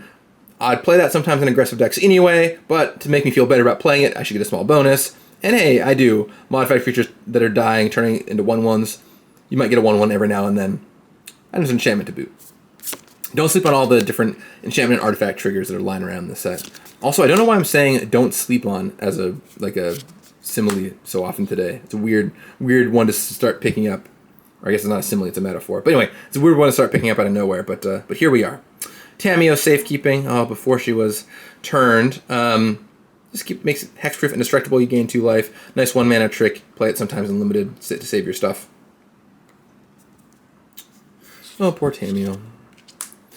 Nizumi Blade Blesser. This fits that balance deck well if you want an artifact and an enchantment, so can get both of them. 3 mana, 3/2 with one of these two things, maybe playable on its own. Certainly 3 mana, 3/2 Menace is playable on its own. But with both, Death Touch Menace is a brutal combo because they have to double block, and oh hey, Death Touch can kill both of them. So really good in that balance deck. Heir of the Ancient Fang, seeing you. Here's the Tales of Master Sheshiro, who is a legendary snake from the first Kamigawa. Pumps up your stuff, and then on the backside, it's just a big 5/5 Vigilance Haste. So yeah, this card hits you as an extra creature. It does have haste, by the way, right? So it can attack the first turn it flips over, which is nice. And, you know, spend a couple turns pumping things up, and then you've got a 5/5 ready to attack. Essence Capture. Counter spell, put counter on something. I think this is a reprint, right? So, pretty sure we did this in original Theros, maybe? Is that where this was? I know we've talked about it before. I think it was in original Theros. At least it was playtested in original Theros. Maybe it got cut from that set. I can't remember. One debate with a card like this that we had is if it should say counter up to 1 target creature spell, put a counter +1/+1 counter on up to 1 target creature, because some people will just try and play this to just put a counter on something and be sad that they need a target to hit with the creature spell. PSA, you can't just play this as a 2 mana +1/+1 counter trick. But ultimately, we decided to not go that direction, especially because the flavor here is so important. Of like, oh, you're stealing the essence from someone else. Ooh, here's Silver Fur Master in the ninja frame, looking pretty good. Got to find that turtle that's in here somewhere, given the reference on this card. And yeah, just a sweet ninja lord here that you can play if you want to. Definitely a signpost for that ninja deck. Plus, pumps your rogues up too as a little bonus. Just extra bonus, right? Some people might be like, oh, why rogues? Why do I have to care about rogues now? It's like, you don't have to. You can still just play ninjas. But if you want to play rogues, you can. It's a little bonus for you. Here's the Twin Shot Sniper. This card is phenomenal in Limited. 4 mana, deal 2, sure. But then also, it's just 2 mana, discard, deal 2. So it's so modular, right? You're just, another word I'm using for a lot today. Don't know why. But, you know, you can, it's got so much play to it. You can either deal 2 to something for 2 mana or play it as a 4 mana, 2/3 reach, kill something. This is a card you should take a lot. It's going to be very, very strong. Maybe even has constructed applications. Also really good with anything that lets you get artifacts back from your graveyard. You can just loop this. So yeah, this is a hottie. You're going to want the Twin Shot Sniper. Bonafide hottie. And here's Greasefang. Ah, yes, Greasefang riding on that motorcycle. What's up, Greasefang? A really cool new white-black vehicle commander. I know some folks will probably be pretty stoked about building a deck with this. We wanted someone to be a vehicle commander, and Greasefang fit the bill really well. This is just a really cool package. I look forward to seeing what people build with this. And here's Mountain.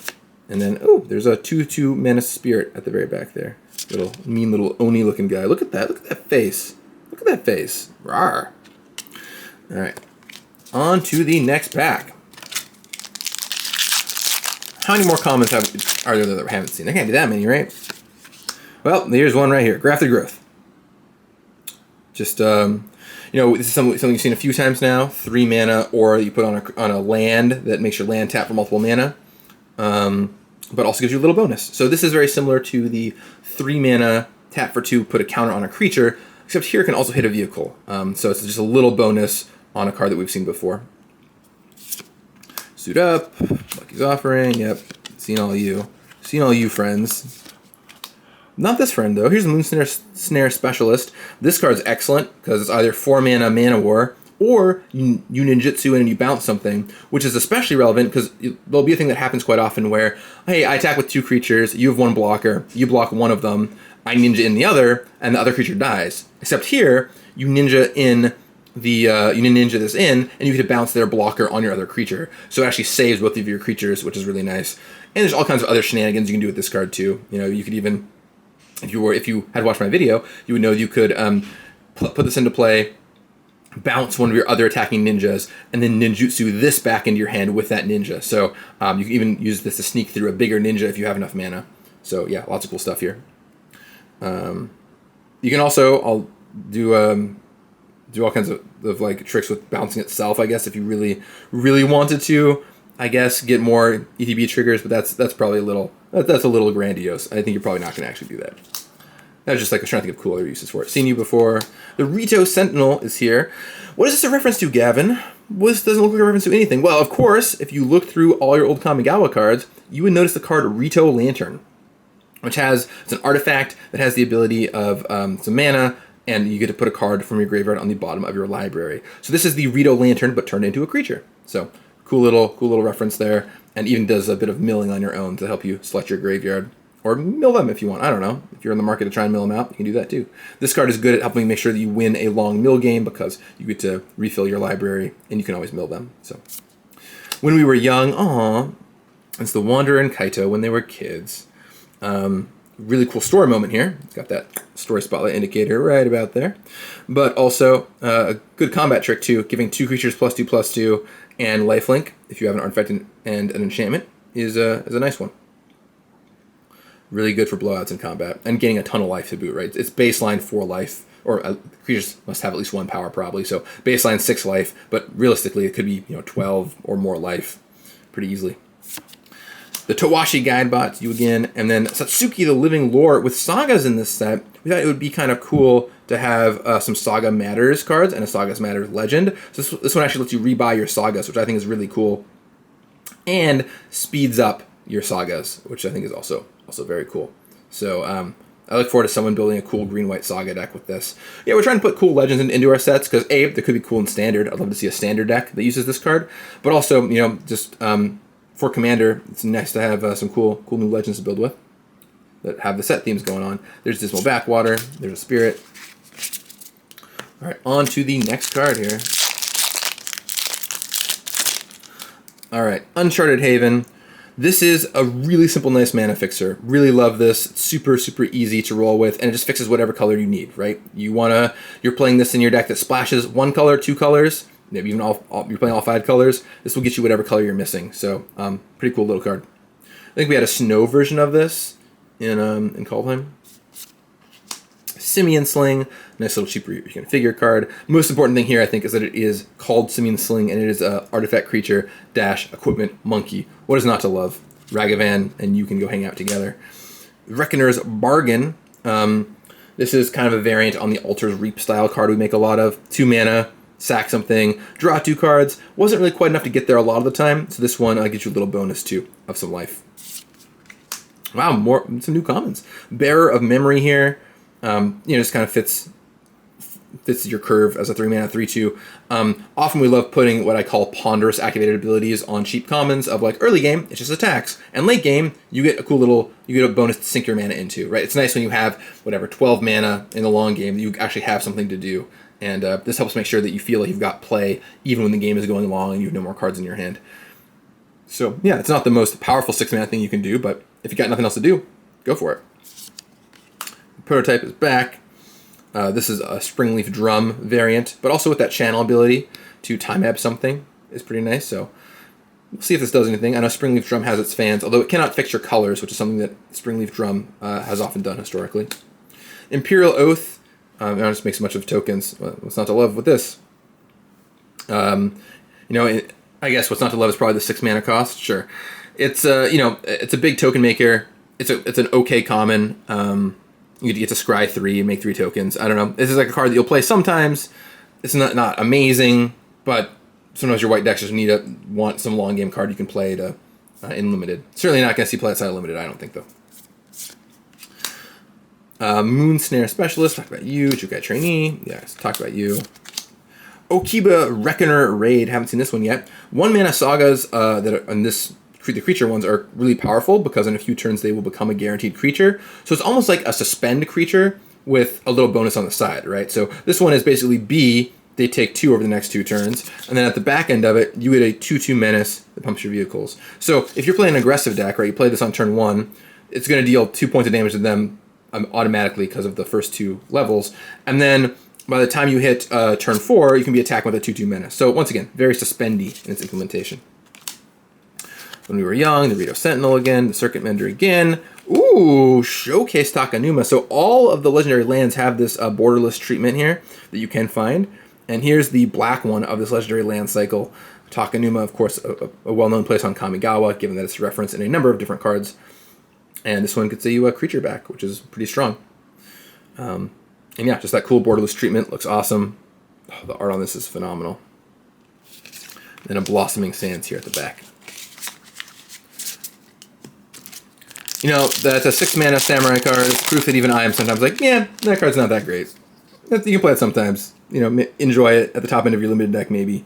But you need some you know, B and C. I guess we call them B and C level cards. But if you're like a limited resources fan, that's too high of a grade. C is our like bottom grade in game design. We have C's, B's, A's, and A pluses, and what we call Modis, which are like the best of the best. Limited resources uses a different grading system. That's fine. But I guess under mine, that would be a C level card. But sometimes you want C's that can C play. Anyway, Ecologist Terrarium, sort of like a, what are those things called? A wellspring that also, you know, gives you a land right away, which is nice for some fixing. It cantrips essentially, and then, you know, helps you modify something up, which is nice. And it shows off a bonsai tree. It's an important part of Japanese culture, so cool getting that in there. Go through some of these commons here. And then here's one we haven't seen yet, the Peerless Samurai. Well, two things going on here. One, it's got that attacks alone thing that is a bit of a theme in the set. But I want to actually focus on the next thing, which is the next spell you cast costs 1 less. This is something that Red doesn't get that often, but I think I'd be interested in us doing more of. I think it's kind of a cool way for Red to accelerate in a very Red-feeling way. Because, you know, Green is known for its acceleration, but Red can get it too. It can get this one-shot stuff by attacking. So I kind of like this. I hope we do more of it in the future. If you like it, you can let me know in the comments. Jukai Preserver, just nice little channel common. On its own, it's solid, right? It's a 4-mana 4/4 on its own, or it's a 3-mana trick that puts 2 counters out. This is a very high pick in Green, one of Green's best commons, in my opinion. 4-mana 4/4s always grab my attention when they've got even more going on, like this one does. Plus, it's an enchantment creature, so it triggers your stuff. Yes, it can die to disenchant effects, but I'll live with it. There's the Showcase Infiltrator again. Life of Chiro Mizawa. Malicious Malfunction. Infest variants, always nice. This is an Infest variant that exiles them. So, pretty straightforward. But these kind of cards are so interesting in Limited. I mean, A, they're played in Constructed sometimes.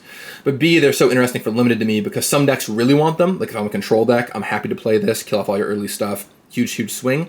But my aggressive decks like do not want this at all because it'll kill off my stuff. So, even if you're playing black, it's cool to have cards that are like, well, some decks really want this, some decks really don't want this. So, that's kind of nice. Here's the Go Shintai of Shared Purpose, the White Shrine in the cycle. A card that says every turn you can pay 1 to make a token, already somewhat appealing. And the fact that it's not that hard to get this up to multiple tokens a turn can be quite strong. So, a solid card in Draft and in your casual Shrine deck. This is a card I know has got a lot of discussion as just 2 mana to kill a creature, artifact, or enchantment. I think, you know, the tap creature here is a pretty relevant downside of, like, it has to have hit you first. But even then, I would not be surprised to have the C-Constructed play, given the versatility of killing a creature, artifact, or enchantment all on 1 card.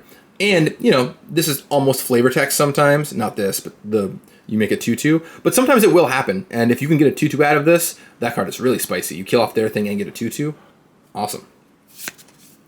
Rare is the March cycle. I did a video about this just yesterday, but March of Wretched Sorrow is a pitch spell. Allows you to pitch cards from your hand to play it for a cheaper cost, but is kind of reminiscent of the Shoals from Betrayers of Kamigawa, where you can exile cards from your hand to play them for cheaper. So you can go watch that video for more information, but it's kind of what this is referring to. We've got Swiftwater Cliffs hanging out here, and then this pilot token. All right, moving right along. Oh my gosh, so many packs left still. But we're gonna start hitting common. Oh, that is a new common. There's so many commons. I mean, not that this surprised me. There's 101 commons in the set, but still. Ninjas, Kunai, just, I don't know. It's a flavorful Ninjas Kunai. I guess one thing about it, it's worth noting is it's a modified. It's a card that's very easy to modify your creatures with, right? Because modified counts equipped stuff. So 1 mana to cast and 1 mana to equip. Even though this is a thing you could theoretically just, like, you know, play, equip, use right away. Even with no other game text, it's a useful way to just have a modified creature. So don't sleep on that as a potential. Why am I saying don't sleep on it so many times? Is it because I'm tired? I don't know. Network Disruptor, seen you before. Yep, seen you. Oh, there's that common run again. Here's the Intercessor's Arrest. If you know the card Arrest, this will sound very familiar. The big difference here is you can hit vehicles with it, right? Because it enchants a permanent. Arrest you can only play on a creature, so yes, you can hit their vehicle that is not a creature with it, and it also can't even crew vehicles. So yeah, this thing is really, really under arrest. Kaladesh had a very similar card to this. Coiling Stalker. Green Ninjutsu is something brand new to this set, but when talking about what colors it would make sense in, Green Ninjas did make some amount of sense. So yeah, we made some, and putting counters on stuff is pretty sweet, given that it gives you a modified thing. If you ninjutsu this in, you can put the counter on itself, so it's a 3/2 ninjutsu at the base, or once again, being a cool combat trick, put it on a creature that got blocked by someone else.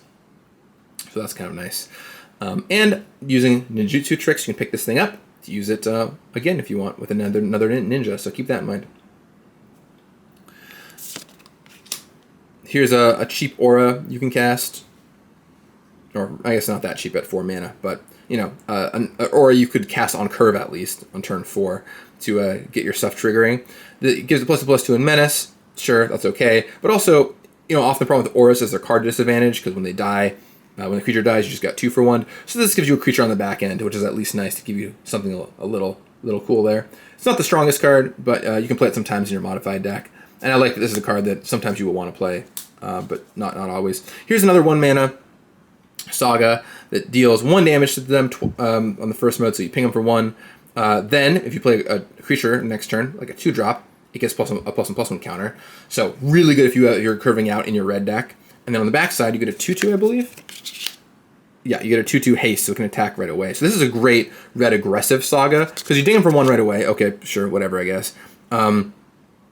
Which is, you know, not bad, but nothing to write home about. But then if you have a 2-drop, it gets bigger, so that's a pretty big deal. And then on turn 3, you have unsuspended essentially your 2/2 haste.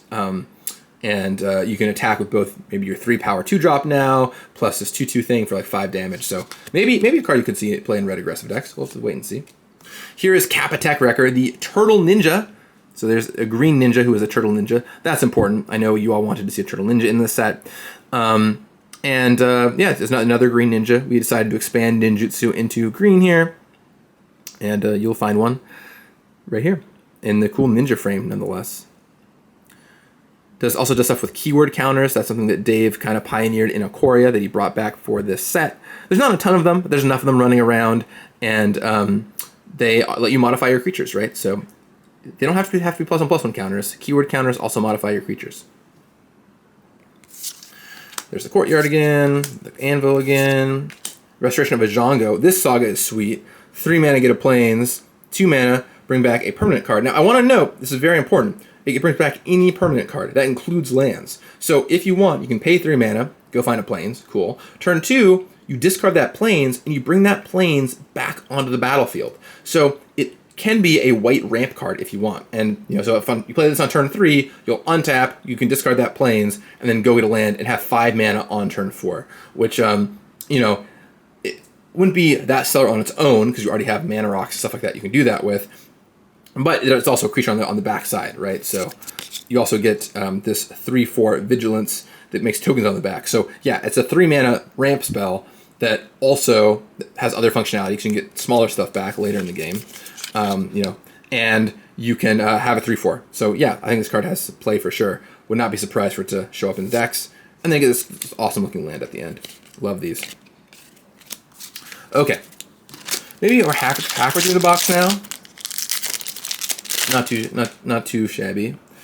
Still a lot left to go. All right, let's get past these comments. Seen you. Oh man, look at this. Just nailing these comments. Bam, talked about you already. How about you though, the Selfless Samurai? You might remember Selfless Savior from a core set recently. Core set 2020, I think. Is that the right one? Well, one where dogs were introduced. Selfless Samurai has that Selfless Savior ability of you can sack it to get something indestructible. Thank you for being Selfless Samurai. But also, it's a samurai, so it gets this little attacks alone thing that is a sub-theme walking through here. 2 mana, 2/2 lifelink is already a card that I get excited about, especially from buffing it up with other attacks alone samurai bonuses. And the fact that once you aren't attacking with it anymore, you have something better you want to attack with alone, you can protect that creature. Really nice. Great card for your samurai deck. Here's the blue one, which, by the way, has super creepy artwork. Check this out. It's like an upside down person just flying there. It's like some Ring stuff, okay? Really scary.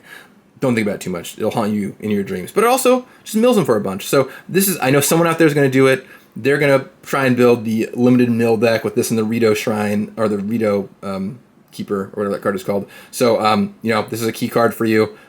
May the odds be ever in your favor. It's a tough challenge, but maybe you'll have a shot. I will say, just 2 mana 0/4 flyer as a blocker, though, lends into that strategy really well. And, you know, can be just a really efficient blocker. We've got Goshen Type Ancient Ways. Hey, it's the Red Shrine. 2 shrines in 1 pack. Sweet. Would have been good sealed booster. This one just hits your opponent for damage, which is nice as a way to help close out games. And also a 2 mana, 2/2 first striker for 3 mana is, you know, not like an amazing stat line, but the fact that you get this bonus on it makes this a pretty nice pick. And you can happily play this with no other shrines. I think it'd be okay with it. And here is the Ogre Head Helm, a little reconfigure card.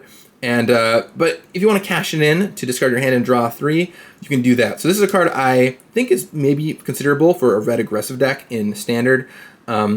And definitely, you know, something you could look at for commander equipment decks, given that it's +2/+2 for cheap, that also lets you draw up late. Sounds kind of nice to me. Notably, you can also get one of these as a life counter in the Beetle and Grimm's a backpack bundle. You can find my video about that on my channel, but yeah, this guy's got a little life counter embedded into his head in that version, so it's kind of cool. And then, Blossoming Sands. There's the green-white tap dual land. All right, keeping moving here. Seen you. Yeah, Imperial Oath. Not, yeah, I don't need to spend more time talking about you, actually. Surprised. People are like, you know, I don't need to hear about Imperial Oath anymore. I know you think it's a weak card, Gavin. Okay, Tamiyo's Completion. Yeah, I mean, you know, the thing about a big story moment like Tamiyo becoming completed is it's awesome, and you see the mythic rare, and you're like, holy smokes. But most people are never going to see that, right? It's a mythic rare. An average Magic player who just like doesn't read the internet and just like buying a few packs is not going to see this thing that Tamiyo's completed. But it's a huge story moment. So by making a common that references Tamiyo's completion, that someone can open up a pack, maybe they'll only buy like a couple boosters, they open it up, they find this card, and they're like, oh my gosh, I have to learn more about this, which I think is really cool to have story moments that show off what you know, what's happening at the top and rarities of the set. As far as what the card does, you know, it's a nice little like malfunctiony style card. It can attach to artifacts, creatures, or planeswalkers, so it allows you to turn off your opponent's planeswalkers, which I do like for limited, because planeswalkers are often quite strong, and having answers of them is nice. It also lets you, you know, shut off reconfigure and vehicles and all that stuff. So, you know, a very multifaceted card for the set. There's the Ambusher again. Raid. Rabbit Battery. Oh, I love the rabbit. Love this one. First of all, this card's adorable. Like, I love the Rabbit Battery. Second of all, with such cheap costs to play and equip, this is one I definitely would not be surprised to see some competitive play, right? 1 mana, 1/1 haste. You can then pay R to give something else. Hasten +1/+1. Plus, it survives sweepers and removal. I don't know, this card seems quite within bounds of competitive constructed to me. So we'll see what happens, but... Touch the Spirit Realm. I'm super happy with the design of this card. It's Banishing Light. You can't hit everything, but at least for artifacts or creatures. But you can also channel it to blink something. And you would not normally put the combination of like, in your head, of like Banishing Light plus blink together, but they both feel right on the same card. It's like, oh, I get it. I can take away one thing forever, or take away one of my things for a short amount of time. And I think that's, you know, that's a really cool little thing you can do there. Even in a pinch, you can also remove their blocker for 2 mana with the channel if you need to like win the game right away. But normally, I think you just want to cast this for 3. Unforgiving One, 2/3 menace here. That kind of plays with some of the graveyard strategies going on in this set. And as you've seen, there's a bit of graveyard stuff happening. Going back to our draft archetype sheet, black-green is recursion, so you're going to find that as the black-green draft archetype. And this one brings your stuff back, your cheap stuff back. So having modified creatures, you bring a few things back when it attacks. And it's got menace as well, so 3 mana, 2/3 menace is all right on its own sometimes. And here you get to bring some stuff back. I don't know. Loop your 1 and 2 mana cards. It can take some work to set up, but it's got potential. Here's the Mindlink Mac, a cool, rare colored vehicle. Definitely wanted to have some rare vehicles in this set to pay off all the vehicles cards, and for those folks who want to build a vehicle deck, Mindlink Mech is a fine card to consider for that. Lets you make your favorite creature Something that can attack in the air. Hop into the mech, buddy. We're going shopping. All right, and then here, ooh, another rare. Sweet, 2 foil rares in this box already. Mukatai Soul Ripper. This is a 2-mana 4/3. Well, you might be wondering, whoa, what's up with that? Is there a downside on this card at all? Well, it is a vehicle, so you got to crew it. But you know, gets pretty big thanks to its triggered ability. So you may sack creatures to give it counters and menace. So this goes great with the Aristocrats style deck I've been talking about. And it's shiny. It's so shiny. 2 rare vehicles in 1 pack. Cool. Moving on, we got this Plains. Sweet looking Plains. And then this Construct, which we haven't seen yet, but I think this is Oni Cult Anvil's Construct, so fits, looks like those eyes down there, so creepy. Okay. Oh, well. Just knocked over all the cards, and I'm going to push those out of frame so no one gets angry about massive cards everywhere. Officially halfway through the box, the stack of cards has fallen over. I repeat, the stack of cards has fallen over. Okay. Seen these commons. Seen you. This is a new common we haven't seen yet, though. Light the Way. Once again, simple 1-mana combat trick is nice, but also this rescue thing down here is really sweet. Especially, don't sleep on the ability. Why do I keep saying don't sleep? That's the keyword. If you're still watching this, just type "don't sleep" in the comments. I don't know. That's the keyword for this. I don't know why I keep saying it. I always like knowing who's made it this far, so use "don't sleep" as your code words. Okay, Light the Way. Right, so breaking up your permanents is awesome with auras that have ETBs, right? Because you can actually reset them. So like the black one that kills something and sticks around, awesome one to pick back up with this. So this is a card that looks really innocuous, but in the right deck can really be strong. This little synthesizer here is nice in that you can pay a single mana to flip your top card. You can play it this turn. You don't want to play this on turn 1, by the way. You want to hold on to this card. So it's a 1-drop, but that's deceiving. You actually want to play this on, like, I don't know, turn 4 or 5, depending on your mana curve, and get a free card out of it, maybe a free land drop, depending on what you hit. And then later on, you pay 3 mana, you crack it, you get a Samurai, and maybe you get to cast another card too. So this card, really deceptive. Do not play it on turn 1, because you're just going to miss out on value. And we got to get that value. You got the Undercity Scrounger here, which just makes treasure if stuff dies. Just keep in mind, once again, treasure is an artifact, so it does trigger any artifact fall stuff. And this is an artifact too, so good for your artifact theme deck. Here's that black enchantment I was talking about a moment ago. The Prosperous Thief here in the Ninja frame. Treasure didn't exist last Kamigawa, so we get to do the Treasure Ninja this time. We probably would have made it last time if it did exist, but it didn't. So Treasure Ninja is a design that makes a lot of sense. Blue does not get much treasure. I think it's actually currently worst on our list of colors that make treasure. But, I mean, it's a ninja. Seems cool to do. I don't know. Ninja that steals stuff. You get a treasure for it. Flavorfully, it made sense. It's not making a ton of treasure. You're only going to get like 1 or 2 treasure off this card a lot of times. So, seems fine enough to me. Historian's Wisdom. There's a few cards that are like this in the set that you can enchant anybody with. Cantrips, maybe. Makes it bigger. The Bronze Cudgels are here. Another cheap equipment. 1 mana to play, 1 mana to equip is really important for modified. You can, if you have a lot of mana, you can pump it into this to make it huge. This ability is kind of tricky, right? So for 2 mana, you give something +1/+0. Then if you play it again, you give it +2/+0, play it again, +3/+0, and so on. So once again, a great long game mana sink. But early game, you're mostly just using this to modify things. Oh, hey, it's another March. This is the red one of the March cycle. I talked about the March cycle already, but yeah. Cool cycle. Interested to see how much play these cards get. And then a foil Aki Ronin at the back. And Rugged Highlands hanging out there with the Spirit Token. Alright, moving right along. Got Brute Suit, cheap vehicle.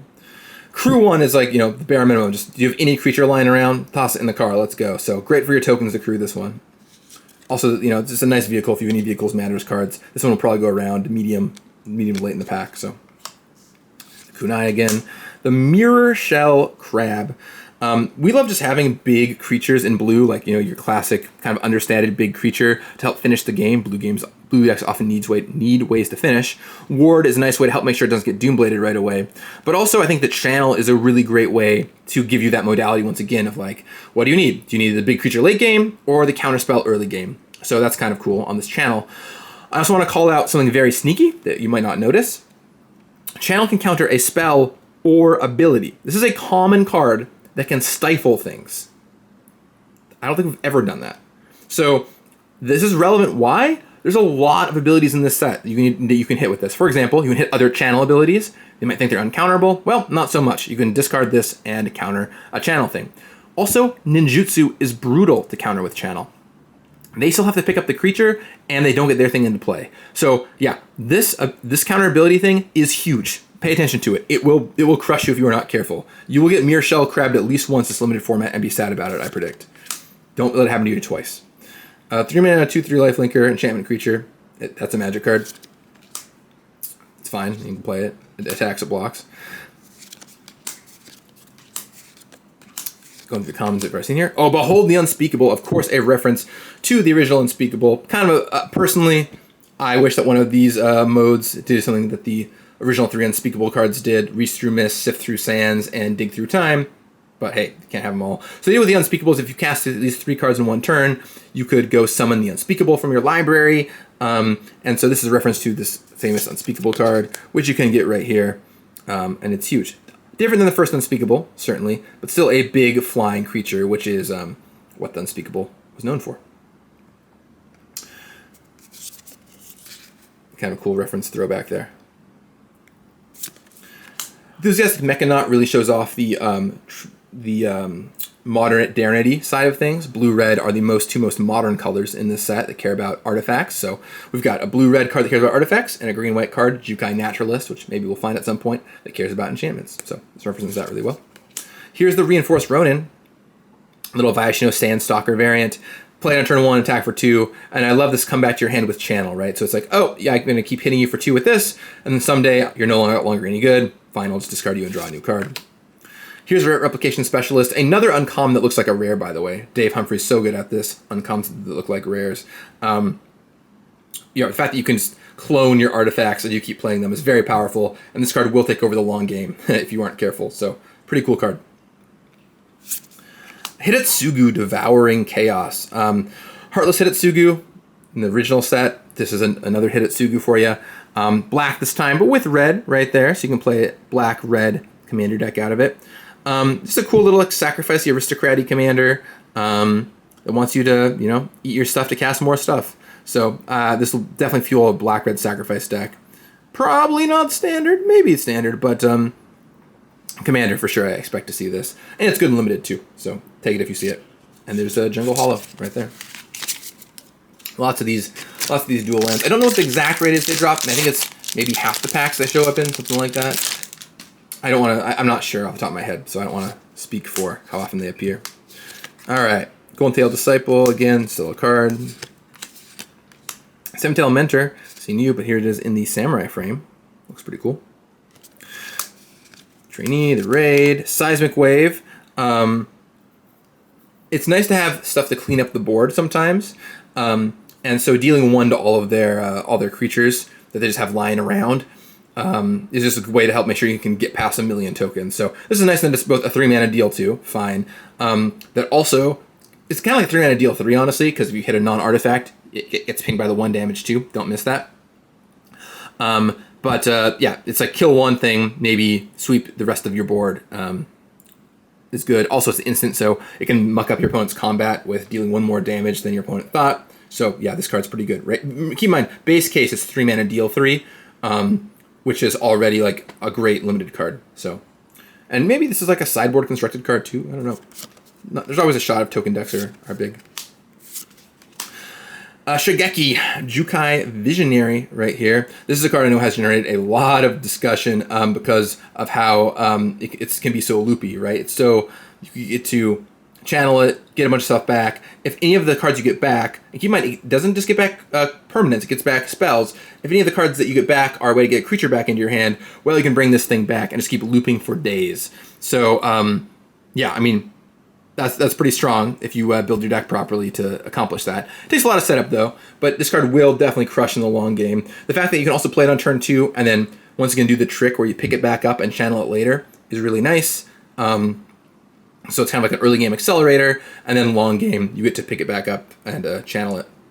I'll also note that it's very clever a clever way to make a commander that has channel, because normally the problem is your commander is not in your hand, so you can't channel it. But here, you play your commander out of your command zone, you pick it back up with this ability, and then it's in your hand, so you can channel it. So that's very clever. And of course, when you discard it to channel, you can put it back into your command zone. So you can do that whole cycle of life right there with Shigeki. Oh, there's the sweet swamp that I love again. Here's the treasure. And keep on moving.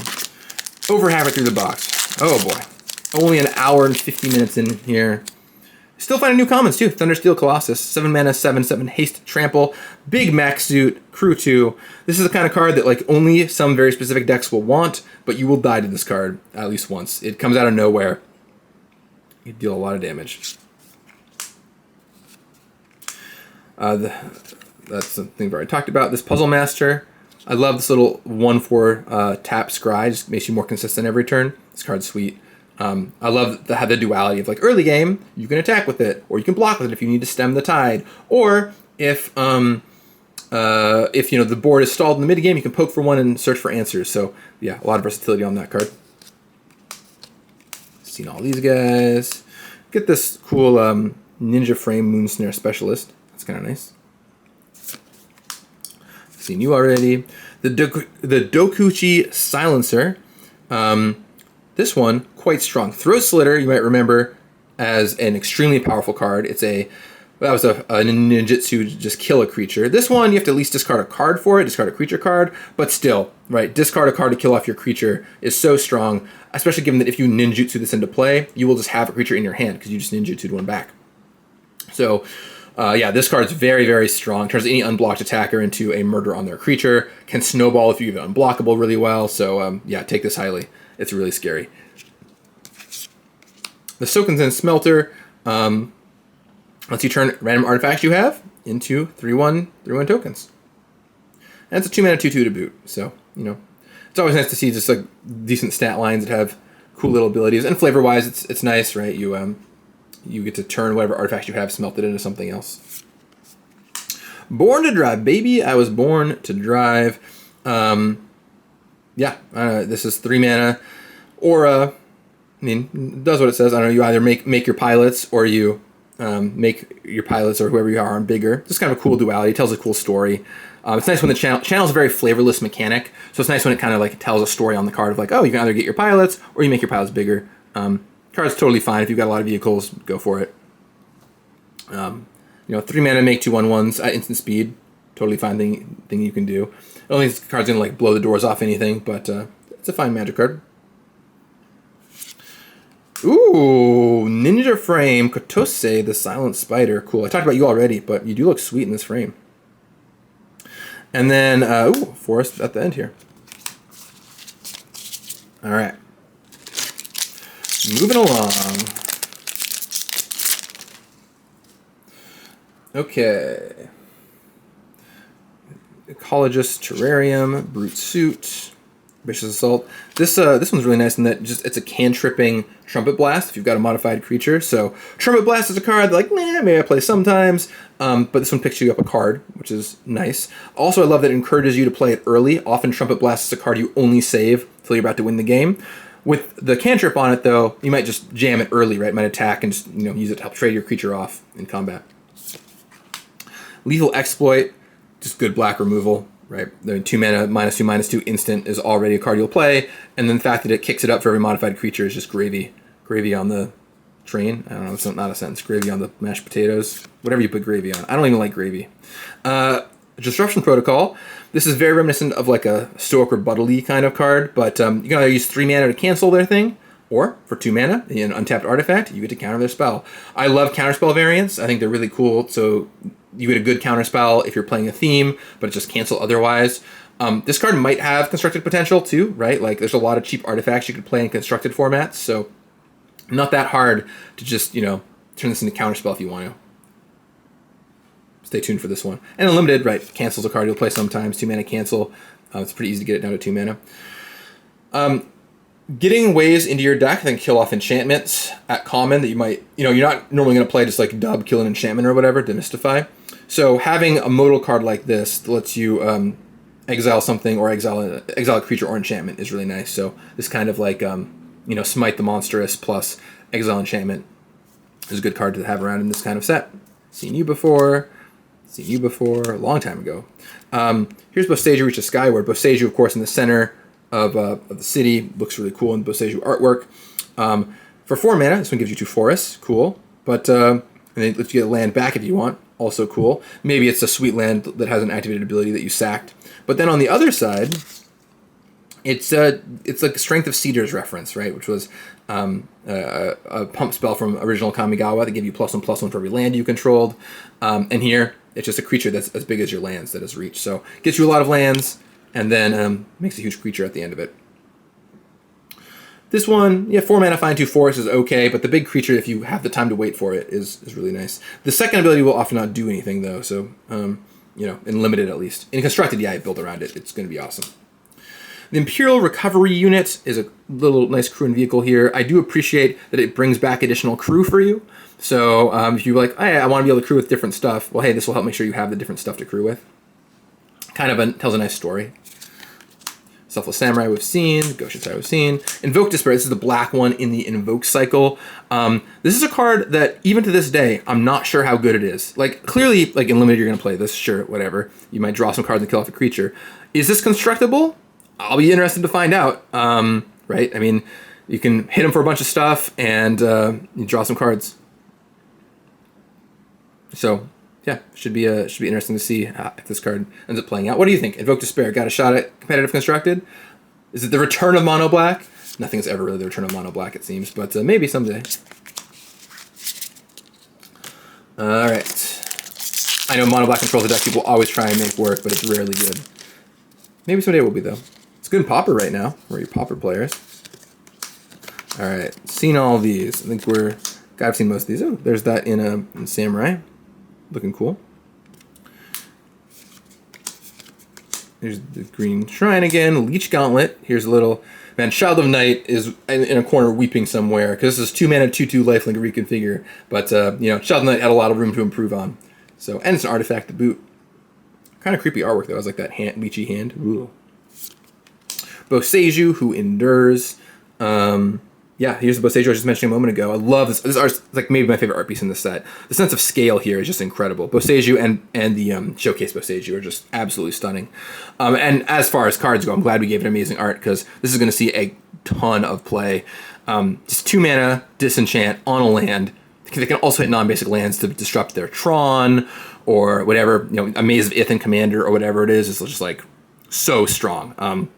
A lot of these lands you're going to play like one of just because it's free.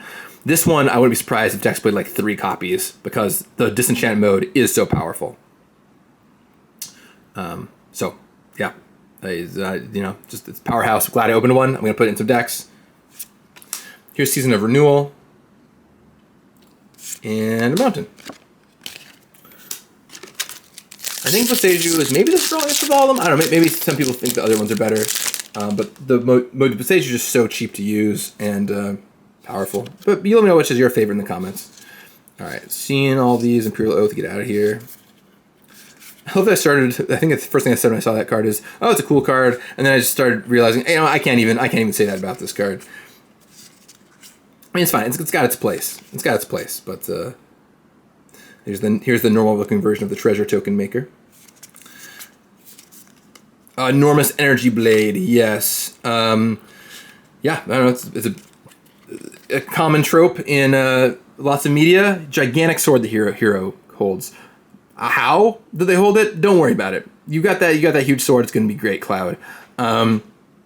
This card in playtesting was called, I think, Really Big Sword or Really Large Sword, and I'm so glad that something as equally as ridiculous stuck for the name, and that trope made it all the way through.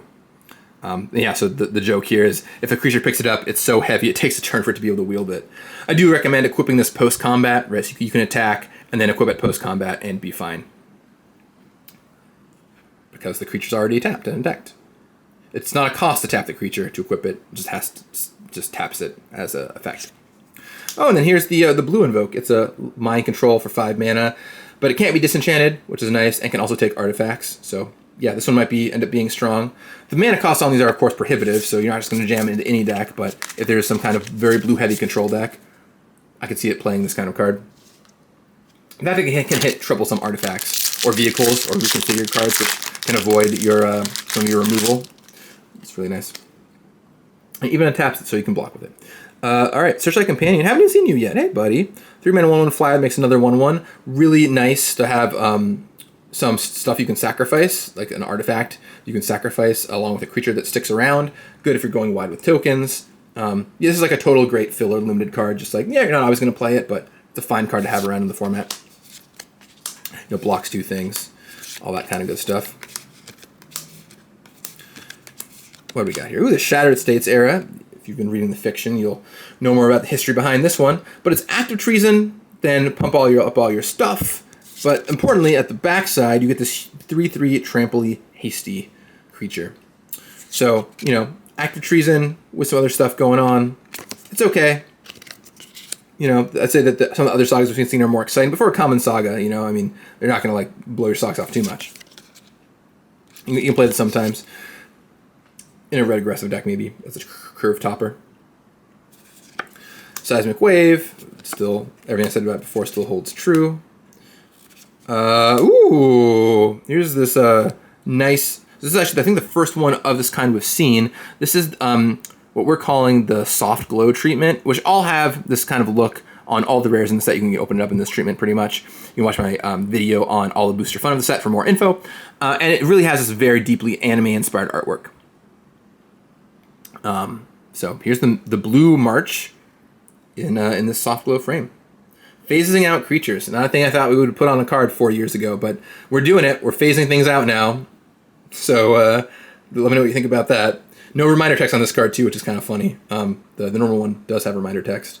But yeah, we're experimenting with it with phasing on spells, not so much on permanents. Oh, this is a cool looking swamp. We're experimenting with it on spells, not so much on permanents. Because phasing stuff out for one turn makes it like it's easy to understand kind of what happens. Phasing it out for you know, every other turn on a permanent is a lot more tricky. So, all right, continuing to work through here. Searchlight Companion, yeah, Ancestral Katana. Seen all these. Favorite Jukai. This actually, we haven't seen this one yet. It's really nice. Once again, modal kind of combat trick, right? Either play it on a creature and a bash for modified, which you'll play a little more often than normal, right? Because of modified in the set, or just play it as a +2/+2 or like a +3/+3 reach combat trick. I love just having cards allow me to, you know, play them when I want to play them as a card I want. This card I think is sweet. I previewed this the other day with Play EDH folks. It's a land that cycles, which is already awesome. But if you get to hit the both bonuses, a land that draws 2 cards would normally cost like 5 and a blue to sacrifice or something. So the fact you can do it for just 2 mana here, I think this card's really playable. It's really easy to make it cycle for just 2 and a tap. So like any monocolor, 2-color commander deck should look at that card. Standard might want that card. Okay, here's the Thundering Raiju. Lava Hounds has come a long way in that this is a 4-mana hasty creature that can be a 4/4 if you want, because you can put the counter on itself. So 4-mana 4/4 haste if you're feeling like it, and then it dings them from the modified creatures you have. So you know if you put it on another creature, great. You know it's a 3/3 haste that dings them for at least 1. Put it on itself, fine. You just get a 4/4 haste. But yeah, good in a modified deck if you're going wide with modified stuff. Ooh, foil Uncharted Haven. That looks kind of cool. Love how like they see the colors really play out in that area right there. And then Dismal Backwater here hanging out. There's a construct at the end. Okay, let's keep on moving.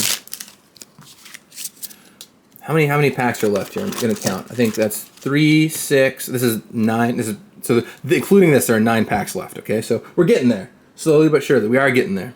Okay, so many Magic cards. We just keep making them. All right.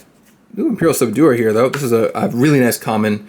Help make sure you can get through. You know, it doesn't help your widespread get through. So if you're playing a ton of creatures and attacking, this won't work. But if you just need to get one thing through, it's a great way to make sure that it can get through, and it's kind of tricky for your opponent to deal with.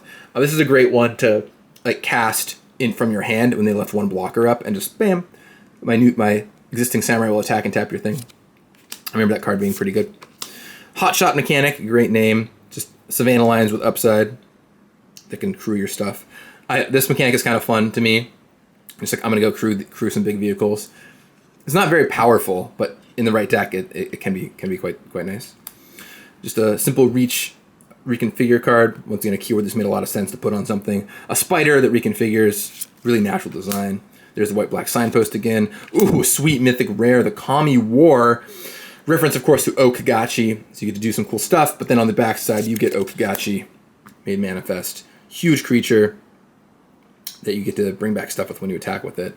5-color card has to be kind of worthy of the title, and the Kami War is so famous in Kamigawa history, and Okagachi is such a well-known character, and even card that glad really makes something that looks pretty sweet. You get the Swamp at the back end, and this 1/1 Rat Rogue. I think my camera only has like 20 minutes left of video on it, so we're gonna be time bound. If I cut out at any point, you know the reason why. All right, go through these commons. Bamboo Grove Archers, simple channel thing. Plummet, cool. Or you get a Chief Defender, also cool. Love that you have that kind of flexibility there. I think I keep saying modularity today when I mean flexibility. I literally do not know why. I almost never say the word modular, except for when I'm playing Darksteel. Hey, here's Tamashii Reality Architect. This is a cool new, I think it's a legendary creature you could play in all kinds of places, but also Commander with that little white symbol hiding here. So you can build a blue-white Commander deck if you want to. That's all about picking up your own stuff. So you can go build the blue-white rescue deck, which there wasn't really a great Commander for previously. So I think this will lead to some pretty interesting decks that utilize cards you would never play, right? Any kind of rescue 1 mana, pick up a card kind of thing you might play here, which is kind of cool. The Modern Age is here. This is a foil version of that Saga. People are really going to like. Foil on both sides. Looks pretty cool. Put that into maybe some Pauper stuff I'm trying out. I don't think it actually will end up being that good in Pauper, frankly, but I know with Ephemerate, it might have potential. That's all I'm saying. We've been talking about it. All right. Going through its commons. Seen you. Wow. I've seen most of the stuff, but not you. The Patchwork Automaton. 2 mana, 1/1. Ward 2 that gets bigger as you cast artifacts. Really, really strong on turn 2 if you were playing an artifact heavy deck, which is maybe hyper obvious, but just, yeah, if you're drafting and playing an artifact heavy deck, you're going to want this. The fact that it's hard to remove means that they can't even easily deal with the thing after you've built it up. So maybe this has constructed applications too. I don't know. But it seems really easy to make this thing gigantic in a artifact aggressive deck. No affinity running around in this standard, but here's the other Yamazaki. I told the Yamazaki story earlier. Flame Discharge. Nice little Blaze variant that can also deal +2. Can't hit players with it, though. You can't finish someone off. And then Jin Gataxias, there he is in all his glory. I know you've all been waiting for more Praetors since Vorinclex showed up in Kaldheim. Well, here is Jin Gataxias. It kind of follows the same model that Vorinclex did of do something awesome for you, that double something, and cut your opponent off from doing that thing. He's sweet. He lives up to his reputation. I think he's a fearsome commander. Also, if you do cast him in Standard, it's going to be very hard for your opponents to get past it. So yeah, as far as what Jin's doing here, I mean, trying to complete Tamio, certainly. Who knows what other nefarious plots he might be up to. So, won't say too much about that, but sweet mythic rare. So cool to see Phyrexian show up again. Phyrexian Praetor, baby. Very few lines of text on a type line get me as excited as Phyrexian Praetor.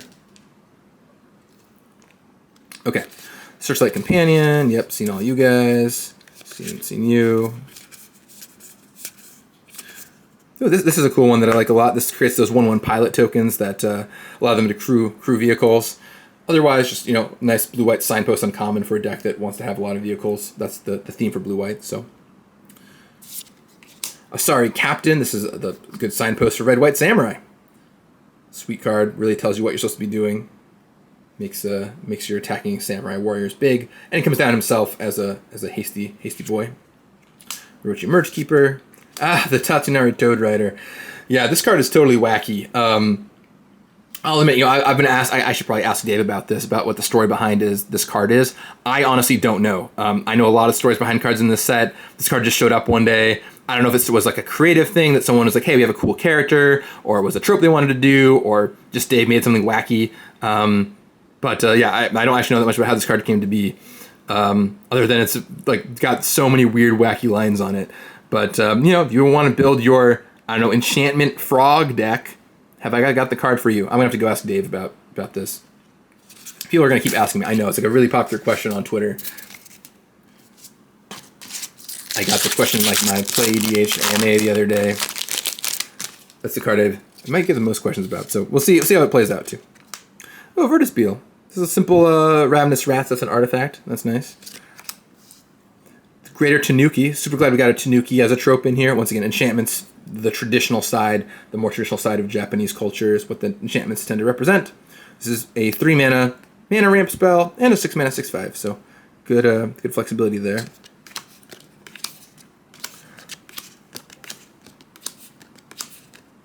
Seen all these. Oh, there she is, the Wandering Emperor. So cool to finally have her. When we made the Wanderer and War the Spark, there was a lot of speculation. Where's she from? What was she doing? And turns out she's from Kamigawa. She's the missing emperor. And, the fact that she shows up and does something and then kind of planeswalks away from a plane really makes this flash bit feel so appropriate for her character. So, yeah, I think this is a slam dunk design. I love that it continues her not having a subtype because we don't know her name. And, just so much cool stuff here. It's a really awesome, flavorful package. I think this will see a lot of play as people try it out in Standard. Just being able to, kill off a thing that's attacking you right away, and then start buffing your stuff, or make a samurai to block, or whatever the case might be. Really cool card, and I just love how it looks. Like the art's incredible, real slam dunk. Excited for this one to start showing up. And then Bloodfell Caves, and this little constructy boy. Maybe that's the Oni construct. No, this one's got haste. That's not the Oni construct. All right, 4 packs left. Camera's got 10 minutes. I think we can do it. I think little camera, we can get there. All right. Seen all you. Yep, seen you. Oh, Reality Heist. Speaking of uncommons that feel like rares, yeah, this in another set could have been a rare, but Dave's like, and this would be a cool uncommon. This is an affinity for artifacts. Basically, look at your top 7, take 2 artifacts. So, if you cast this thing for 4 mana, there's a lot of power to be done here of finding some sweet new artifacts. And it's instant speed too, so you can just leave up your mana on your opponent's turn, which is kind of nice. So, also Story Spotlight of Kaido taking the reality chip. So there's that too. But yeah, cool uncommon. The Blade Blizzard Kitsune. This is double striking ninjutsu. You'll find a little bit of ninjutsu in colors other than blue black, and white is no exception. Finding a ninja of its own, and double strike is a great mechanic to put there. Lets you hit hard. Also, what a ninja that I'm finding is casting, right? 3 mana 2/2 double strike is just I'll just play that sometimes. So no problem with that. And you get this cool frame on it. Bunabo Seiju, a nice 2 mana combat trick. Can make it a lot bigger, by the way. So watch out for this. Then a rare is Sokenzen. We got the red one of these, which makes some tokens. So play a land that can also be a couple 1/1 hasty spirit tokens. Yeah, sounds great to me. Got this land, and hey, there's a spirit token right there. All right, 3 packs remaining. We can do it. I believe in us. Okay, network terminal. Got a jack into the network terminal. Let's go hacking, or I don't know, something. Yeah, just ability to loot on a mana rock. Nothing wrong with that. 3 mana mana rock with small upside. A design I always like to have around. Just lets you fix your mana if you need to, and an artifact and artifact matter set is just lets it get played a little more often. Here's the Samurai frame, Peerless Samurai, so that's kind of cool. Spinning Wheel Kick, hiya! Yeah, this is pretty sweet. Kill off a bunch of their stuff, right? For 4 mana, sure, you have one thing fight one, or bite one thing, but at 6 mana, it's going to kill off 2 of their things, and if you have 8 mana, it'll kill off 3, so pretty strong limited common if you're planning on going late and ramping up, which is nice. There's that guy again. Oh, Ryu, Storm's Edge. Yes. Here's the other samurai legend. You can crack open. Sweet card with relentless assaulting your samurai, right? It's got Rafik-esque vibes. It's really, really strong. And an awesome commander for samurai who like to attack a bunch. Even works with Bushido. If your opponents block it, a Bushidoed creature, the stats will stay until the second combat step. So yeah, this is sweet. Hopefully this gives all the Red Wet Samurai players out there plenty to work with. Oh, and foil Sokenzen too. So we're seeing double. Seeing double on Sokenzen front today. Maybe I'll want 2 for my deck, right? I can make some tokens with those. All right, 2 packs remain.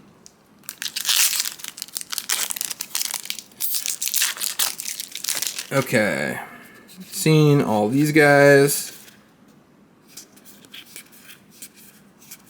Seen all these guys, yep. March Burgeoning Life, yep. There's the Green March. Talked about that one. Talked about the marches. Here's the green one. I know some people are talking about, playing this in Modern, getting redundant combo pieces. We'll see what happens. And then a Mountain. Cool.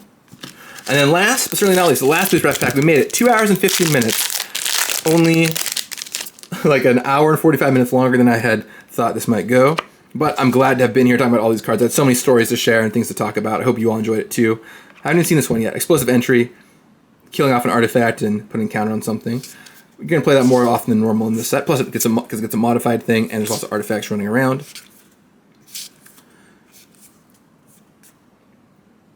That Saga again. The Gravelighter is here. You get to... That's pretty cool. It's a... Right, if you haven't seen this one, it's a Fleshbag Marauder that can also cantrip if something's died. So, right, you get to kind of pick the mode on that card you want to use. This puts 2 counters on something, or advances your Sagas up, which is kind of sweet. Love the idea of it like triggering your Sagas early, fun for the Saga deck. This card is a cool little artifact for your artifact deck. There's the Surge Hacker Mech, cool. Another big vehicle. And finally, right before when camera runs out of battery, we have foil Fang of Shigeki to end it off with in the Ninja frame. So that looks kind of pretty sweet. And then the Swamp. And we did it. We've made it through the entire box of Kamigawa Neon Dynasty. Hope you all enjoyed that run. I know it was long, but hopefully, you put it up in the background and hear some fun facts. Thank you so much for watching. I hope you are all enjoying previews. And the set will be in your hands. The pre-releases next weekend. I'll talk with you again soon. And until then, may you have a lot of fun looking over Kamigawa Neon Dynasty. You got this.